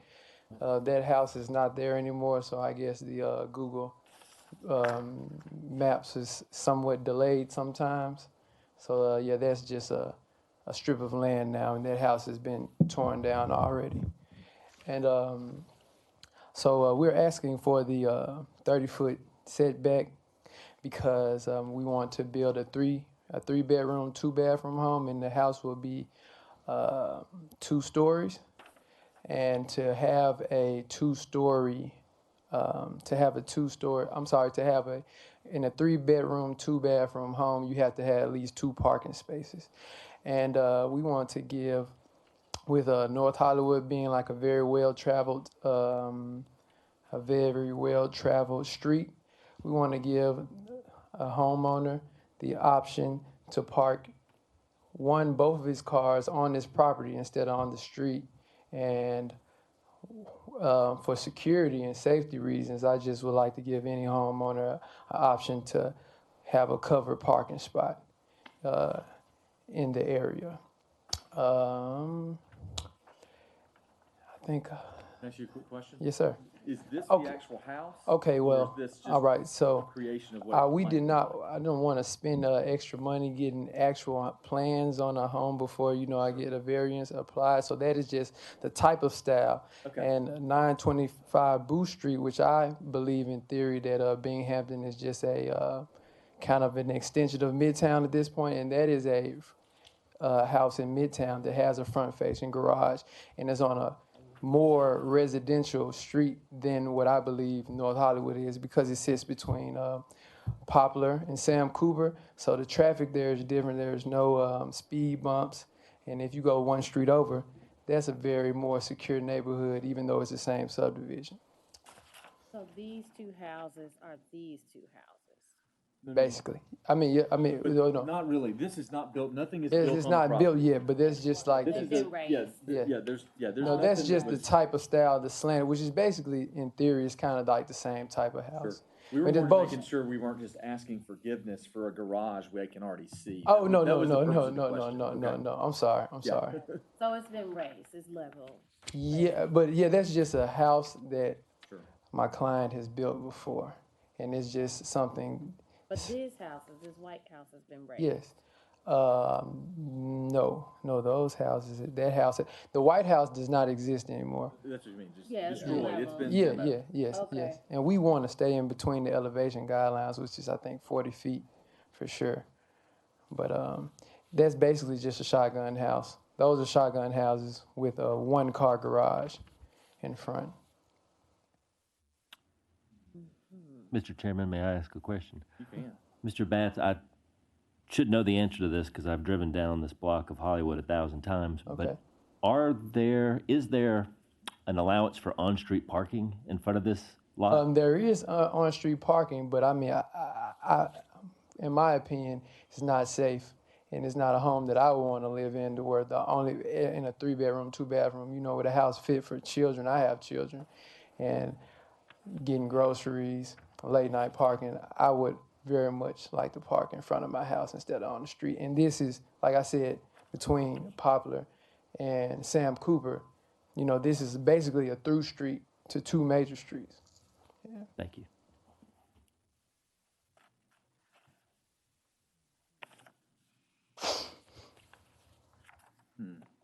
Other questions?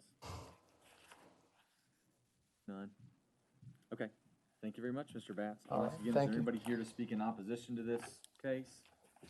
Seeing none, I assume we can vote I one don't second. see any way to re-justify that garage.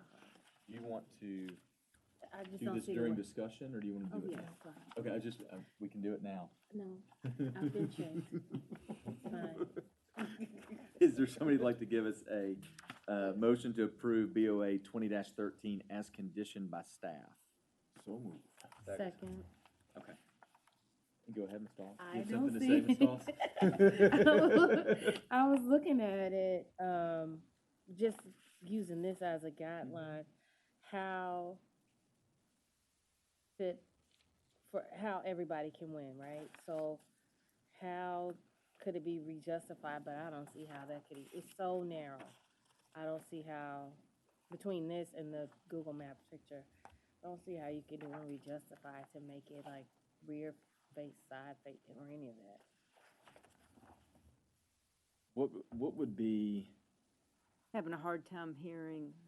in a perfect world, like staff just says, nobody else front loads a garage, and we don't want a front loaded garage. Is that basically, that's the contextual argument, The correct? contextual argument is that because the neighborhood doesn't have front-facing garages, that putting one in would change the character of the neighborhood and also open up other people to apply for something that doesn't need a variance for no undue hardship. I mean, that's essentially the issue. So parking in the front of these homes is generally what or parking in either a parking pad or along the side is generally what's done. Well, it's not even generally, it just is what's done along the entirety of North Hollywood Avenue. There are some lots that are wide enough that have a rear garage that is away from the front facade of the home. So that's essentially what staff feels is the importance of the contextual infill. Is there enough space for a driveway? With It has to be 10 feet, the right? side yard home that is to the south of this property does have a driveway. It's pretty skinny, but there is one. And I guess along with this, the purpose of the side yard setback reduction is to include the garage. If the home stays the same width, you could probably very skinnily fit a car down there. Do you know the dimensions of that on the side, if the dimensions are in compliance? I think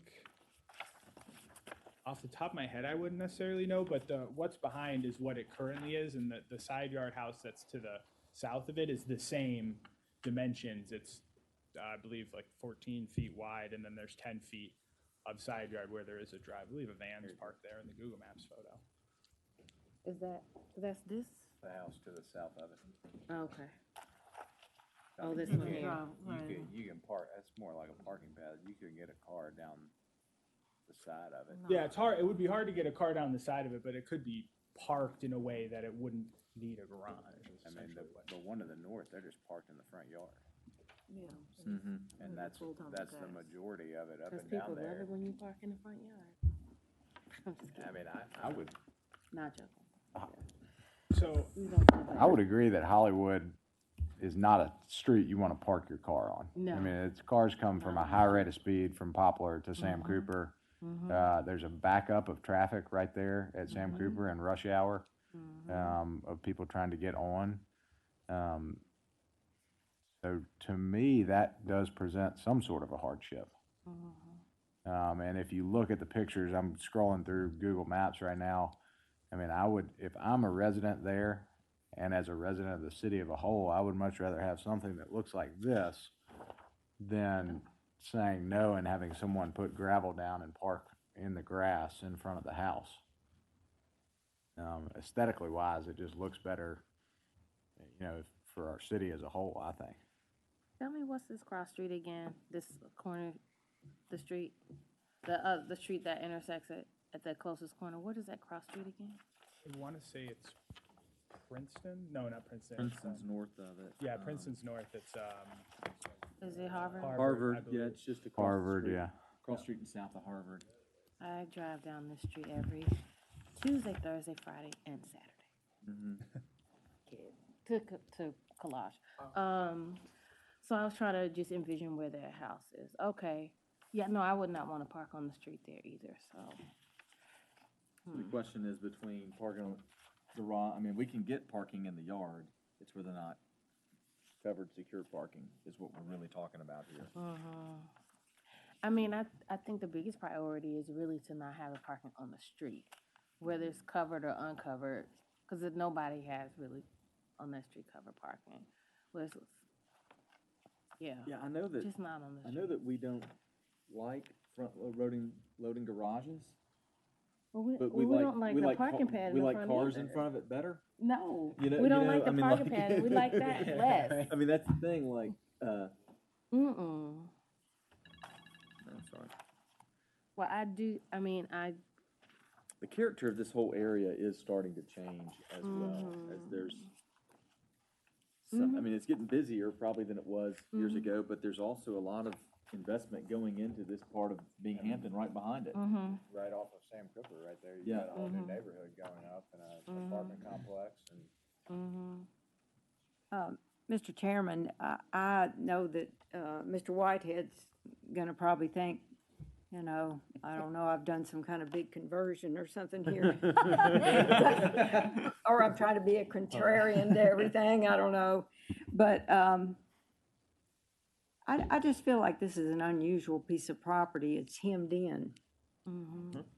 And it's on, the building that was there was 14 feet wide, but, you know, in today's standards, I don't know that you would want a house that narrow if you can make one wider.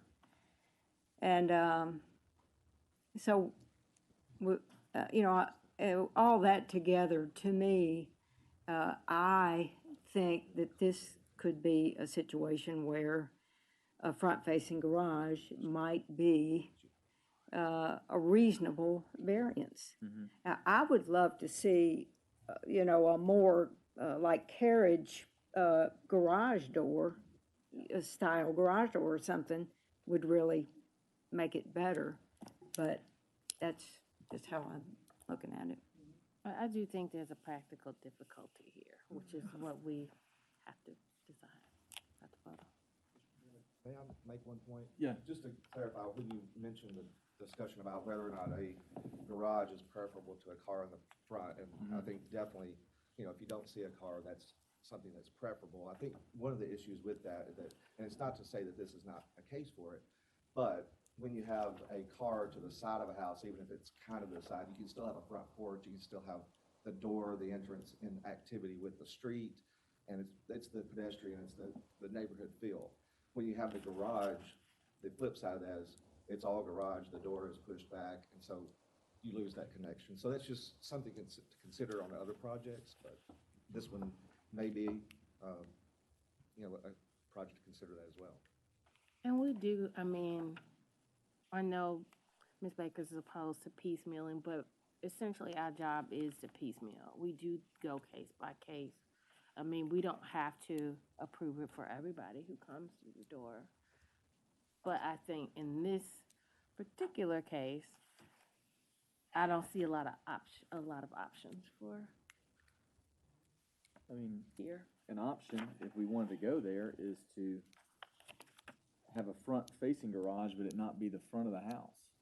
I mean, there's room, but if you look at the site plan, there's room where there's a little walkway that goes up to a little porch or entrance of some sort. But it's, you know, halfway into the depth of the garage.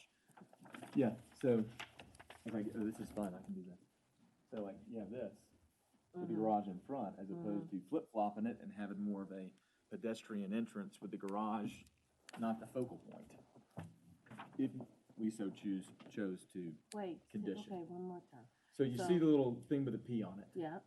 Push that, if that was made to be, that had to be the Push it closest to the forward and street. push that back. So it's at least something, like, you know, this house right here, even though the door's kind of behind, they've done a little thing.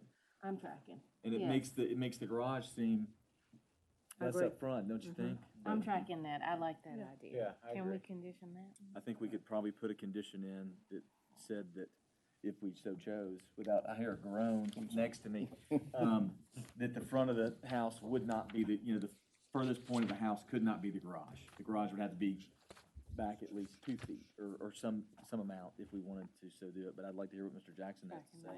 His groans usually mean something. That was a groan of probably acceptance, let's say. You know, I think we do have a hardship here, and that hardship is the width of the lot, clearly. But I also understand what staff is saying with the contextual character of the neighborhood. But I do think there's a solution here, and I think we may be able to condition it as so. And I'm just generally speaking, I'm not trying to come up with a condition, but I think that the staff or the administrator of OPD has the right to approve the design of the front facade of the facility to get approval. And in doing so, maybe that garage entry, I like the idea of bringing the door forward and pushing the garage back, but maybe the garage door is just not a typical garage door. Maybe it looks like a bay window of a house, and maybe it's not the typical driveway. You know, maybe it's only 2 4-foot strips of concrete that look like a sidewalk that actually branches off to the front door, so that you get that grass and you don't have the concrete. The door can come up and go down, but when you look at it, it doesn't immediately say, hey, I'm a garage, you know. I think that the design of that structure and the uniqueness of it would give it the character to somewhat fit into the neighborhood and yet solve the problem of being able to have a car inside, not park on the street. I think there's some kind of way we could condition that to achieve that. I think we'd be doing the neighborhood a service as well as trying to stay within the contextual character of the neighborhood. So if we wanted to condition on something like that, would it be something like, you know, the front facade of the house to be approved by OPD staff administratively with the goal of minimizing the appearance of a front-loading garage and maximizing the appearance of a front pedestrian entry to the house? Is that kind of would that sum up what you're saying? But leave it to staff to really get into the nitty-gritty and not, okay, this is 2 feet and stuff like that. And I think we should also add a condition that the impervious surface of the front yard for the quote-unquote proposed driveway has to be 50% impervious. That way you can't have just a solid 10-foot wide slab going to the front. It may only be 2 3-foot strips or 2 4-foot strips, and the rest of it is grass in between. Okay, okay.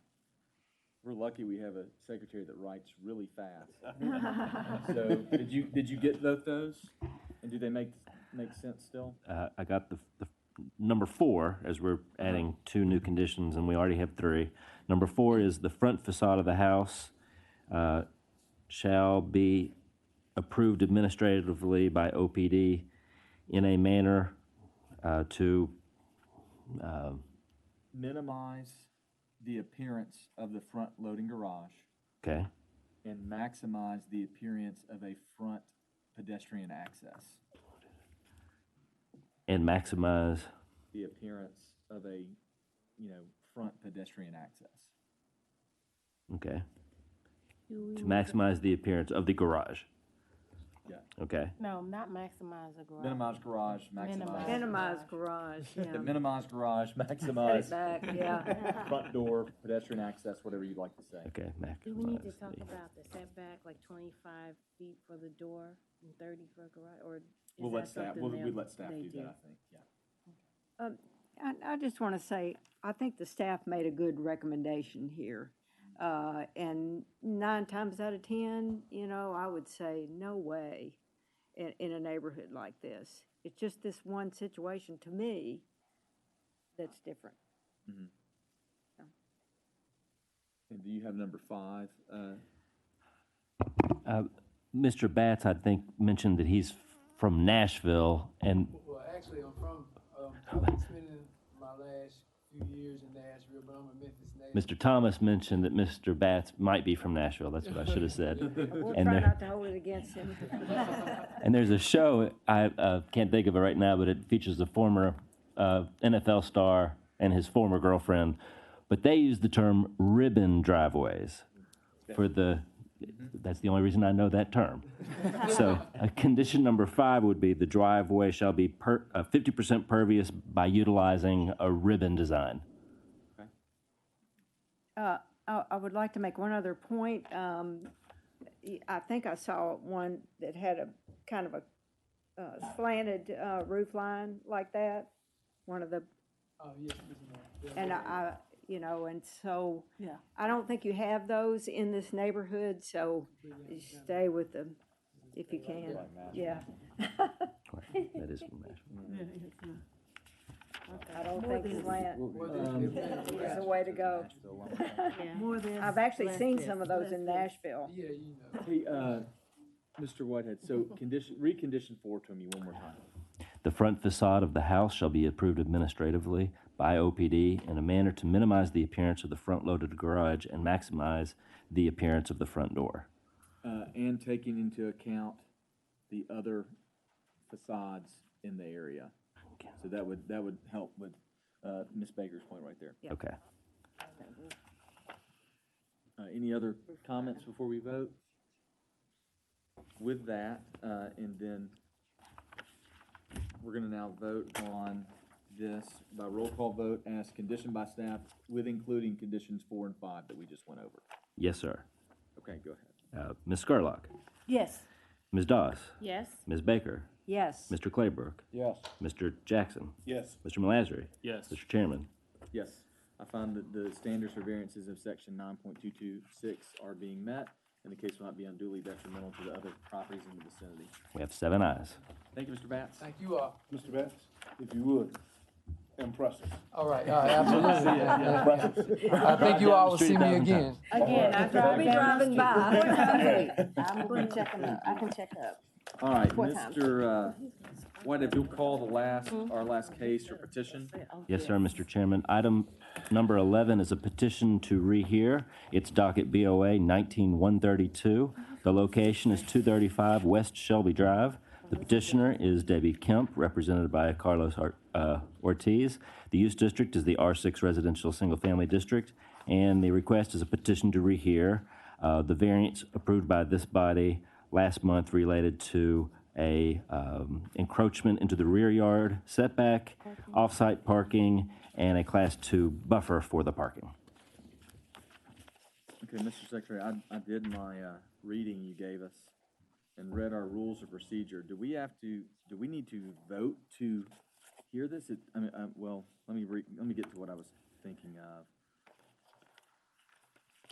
The petitioner is permitted the regular 10 minutes, and then you vote to decide on whether you want to hold a public hearing next month. Well, under number 1, no oral arguments on petitions for rehearings will be held unless invited by the board. Do we need to invite? Well, true. You have documents presented to you, so there is an option that you don't hear any oral arguments, but That's something we need 5 votes or just one person to hear, or just whatever we want to do? the rules are silent, and I think based on precedent, we usually defer to just one member who wants the petitioner to provide oral argument. That's enough. So here's what we had these reports and read them. Is there anybody who'd like to hear this? Yes. Arguments. Perfect. Okay, that's all. Just wanted to do it. Since he gave me the rules, I figured we'd look at them. All right, Mr. Skinner, if you want to give us a brief report on this, and then we'll move on. Absolutely. Lucas Skinner with the Office of Planning and Development. I just wanted to mention I handed you a letter that I received on Monday afternoon from Carlos. I just wanted to make sure y'all got that. It's basically just a request of clarification. I did not personally respond because I just thought we'd probably do this today. So I still wanted to get that in your hands. So I know we deliberated this quite a bit last month, so I have just a very short presentation. It contains basically everything that's in my staff report for you guys. So again, this is a petition to rehear BOA 19132. You guys, have the variances in front of you that we talked about last time. Again, it's Cathedral of Praise and not Mars Hill Baptist, and there's a lot going on, so I just want to make that again. We're in the residential R6 district. This was the resubmitted official site plan that came back that the applicant needed to supply in order last time to get everything forwarded to the Office of Code Enforcement. There's the rehearing procedures, and then these, I will not go through them, but I presented some responses on staff's behalf to all of the deficiencies that were presented. Again, they're in the staff report, and then I also provided the site plan and the staff report to a recent case, BOA 19-16, that is certainly not exactly similar, but fairly similar, that Stacy Tillman did back in 2019. So I know that's not much of a presentation, but I'm happy to answer any specific questions or go through anything that you might need me to go through. And then just as far as a recommendation, just whatever action the board deems advisable. Okay. So. Very good. Mr. Ortiz, would you like to come speak to us? Yes, Mr. Chairman. If you'll give your name and address for the record real quick. Carlos Ortiz, 2783 Ketchum Road, number 3, Memphis, Tennessee, 38114. All right, do you swear to tell the truth, the whole truth, and nothing but the truth, so help you God? I swear. Okay, go ahead, sir. Distinguished members of the board, the reason why we are filing a petition for rehearing is because after analysis of this case that was presented to the board, there was a number of deficiencies that we were able to identify and that put in a position for my client to not have a proper due process to submit evidence or be able to submit that evidence in a timely manner because of the way that the application was filed and then resubmitted midstream through the process. And because there's no process for notification to the public after that original application, then the changes that are made in the dark. Therefore, the public is not able to see what those changes are, and they are not able to mount any credible defense for those changes or any objections, if you would like to call them that. And therefore, in doing so and in trying to present their objections more fully based on the evidence that or the site plan that was provided to the board at the hearing the last month, the only remedy for my client is to be able to go back and have a rehearing, present the objections based on the UDC, the law, and other aspects that we've been able to identify. And I know that this is not the venue for that, but that is the grounds for new evidence that we were made aware of the day of that hearing, and that we had no ability to bring forward to the board at that time during the hearing last month. And that's the grounds. But we did lay out what those grounds are, what those deficiencies are. And if the board would like to expand on those, we can. But I know you guys probably are tired and are ready to get out of here, so I won't get into all of that right now, since it will have to be done again, and then if you decide to approve it. So briefly tell me, and I understand that a lot of times people file an application. As they go through the process, they find this may be needed, that may be needed. So what was the request versus what was granted? So if we're looking at, I apologize, apologize, Mr. Chairman. If we look at this site plan right here, if you put your hand over the entire parking garage and the driveway, that didn't exist in the original application. All that was on the original application was a rear setback encroachment for the building, which is an existing building. And that was all that was provided to in the application for a variance. When we showed up the day of the hearing, we are faced with a driveway, off-site parking, and handicap parking that is off of the primary use, which there's some questions there as well, because based on the UDC, the off-site parking is considered a primary use. Therefore, they should have been treated separately, and they were all bundled together into one application, and they were not given separate consideration during that process. And therefore, when we got here, but getting back to the original question, when we got here, we were expecting a rear encroachment, and we were faced with a number of other things that were much more complex than what was originally issued on a public notice. Do you have any response to that at all? I mean, like, you don't have to. I mean, I've read like where we went through some of this stuff before, and I think that what I remember right from last night, it was late, what staff saying, like, things came up as we did it, like, although it's a separate site, it's a connected site. So, so these things happened. Well, if I may, Mr. Chairman, I would take issue with that because they're not connected. There's a 10-foot alley that is there that runs behind the church. And therefore, and they both hold separate parcel numbers, separate parcels IDs. And the UDC is clear that when you have two separate sites, especially a place of worship, more specifically to this case, and an off-site parking, they are both considered principal uses and they both have to be considered separately or individually. Now, that doesn't mean that they have to perhaps, and I don't know, I would defer to OPD because I don't know their procedure in this, whether they have to put separate applications for those two things, but they certainly have to address each of one of those primary uses separately, and they have to be in compliance or with all applicable standards within the UDC as well.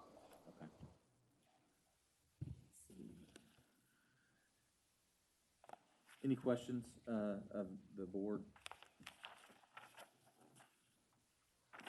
Mr. Chairman, I have a question for Mr. Skinner, because I don't recall many of the details of this case. But when this application was originally filed, it was purely for the rear yard setback. Yeah, he's correct. It was just a rear setback. And then when we sent notice out, which is roughly 2 weeks in advance of the meeting, that one variance was what was reflected on the public notice that went out. Yes. Okay, thank you. And one more question for Mr. Skinner.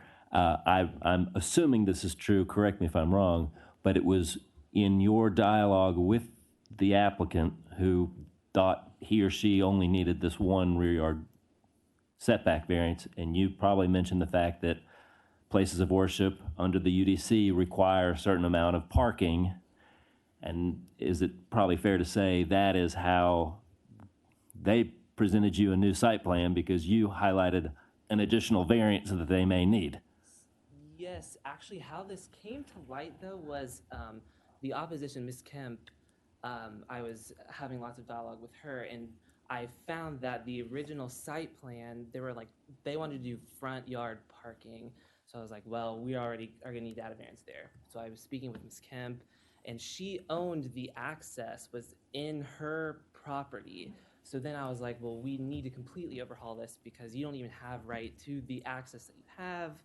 That's Thank you. That does sound familiar now. Yes. Is there any other questions or discussions of whether or not new facts would come to light? I have a staff question too. How would you handle this? Would it be two applications? I mean, two requests, one for the use variance for the parking, the other for the setback? Typically, because one application fee can get you one to an unlimited number of variances, because during the process, usually it's, let me start from the beginning. The reason most people file with the Board of Adjustment is because construction code enforcement has tagged a request, whether it's a certificate of occupancy or a footprint expansion or some other building permit, to a zoning issue. Then they go downtown, they talk to us. We may tag variance number 2 and 3. Then they file, and of course, we only perform in-depth research once we have the check, because we run on an enterprise fund. And that's usually when we notice variances 4, 5, and 6. I mean, that's often the case. And then so by the time we get to you, we have a whole litany of variances. So typically, we will bundle them up in one request, historically. Yes. That was a very long question, I apologize. Or short question, long answer. Mr. Jackson? So to be clear, what we're tasked with today is to say whether or not we want to rehear this case based on the information that's been presented to us, that the representation that went out from this government entity did not fully encompass all the elements associated with it. That's a very good summary.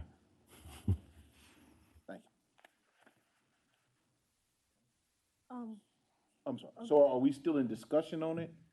Or do we have to vote to hear it and then discuss? How do we take a motion? could, Where are we? We hear it And I next didn't mean to cut meeting, you off. right? No, you're fine. All we'll be voting on is to rehear it next time. So if we need further discussion to decide if we want to rehear it, we can do that. Or if we think we want to rehear it, we just move on and finish that discussion next time.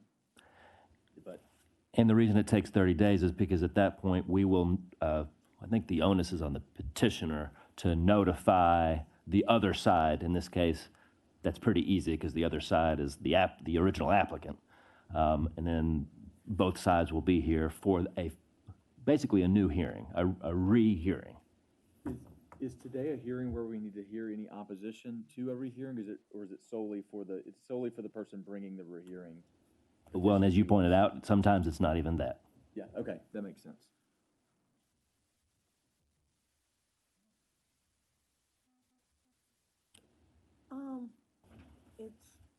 I mean, kind of null and void. I was just gonna say that last time when we heard the case, we did discuss the separate lot.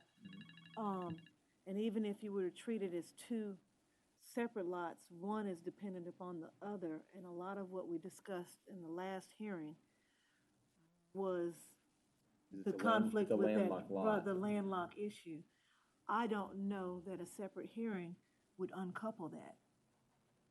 It very well may not. Right. But yeah, I it don't. may be incumbent upon us as a board to rehear it to satisfy those that felt like they didn't get all the story, although it may not change the end result. And I agree, yeah, that's why I agree on that. I do agree on that. Can I just make one comment? Sure, you can And make this two. may You not can make two. change anything. I was part in lapse of, I don't have proof of this. I did share, the second I got the updated site plan, I shared this exact site plan with Ms. Kemp to the west and Ms. Spain to the east. Solely because Ms. Kemp's opposition, the main opposition in her letter was for the access. Again, that's like how we got here. So I just, that may not change anything, but I did notify her that, hey, this is the new site plan, please look it over. I asked if you're still in opposition, please, you're welcome to redo your letter and resend it, absolutely. But just letting you know, this is the new site plan. And she did, she resubmitted opposition as she had right to. But I did just want to make that note, that they were notified. It's not like they did not see this site plan, just to know. I would like to make a distinction because when we're talking about Ms. Kemp, there are two people that had oppositions that were both named Kemp. One was Debbie Kemp, who's the homeowner that I'm representing. The other one is Christina Kemp, which is, I believe, the person that Mr. Skinner is talking about. They had some back and forth communication with. So just to make sure that the clarification was there. But they both were here and spoke in opposition. Right, yeah. I think, give my opinion, which I sometimes do, I sometimes don't. I think I'm falling in with what maybe Mr. Jackson's thinking, if I can maybe read his mind.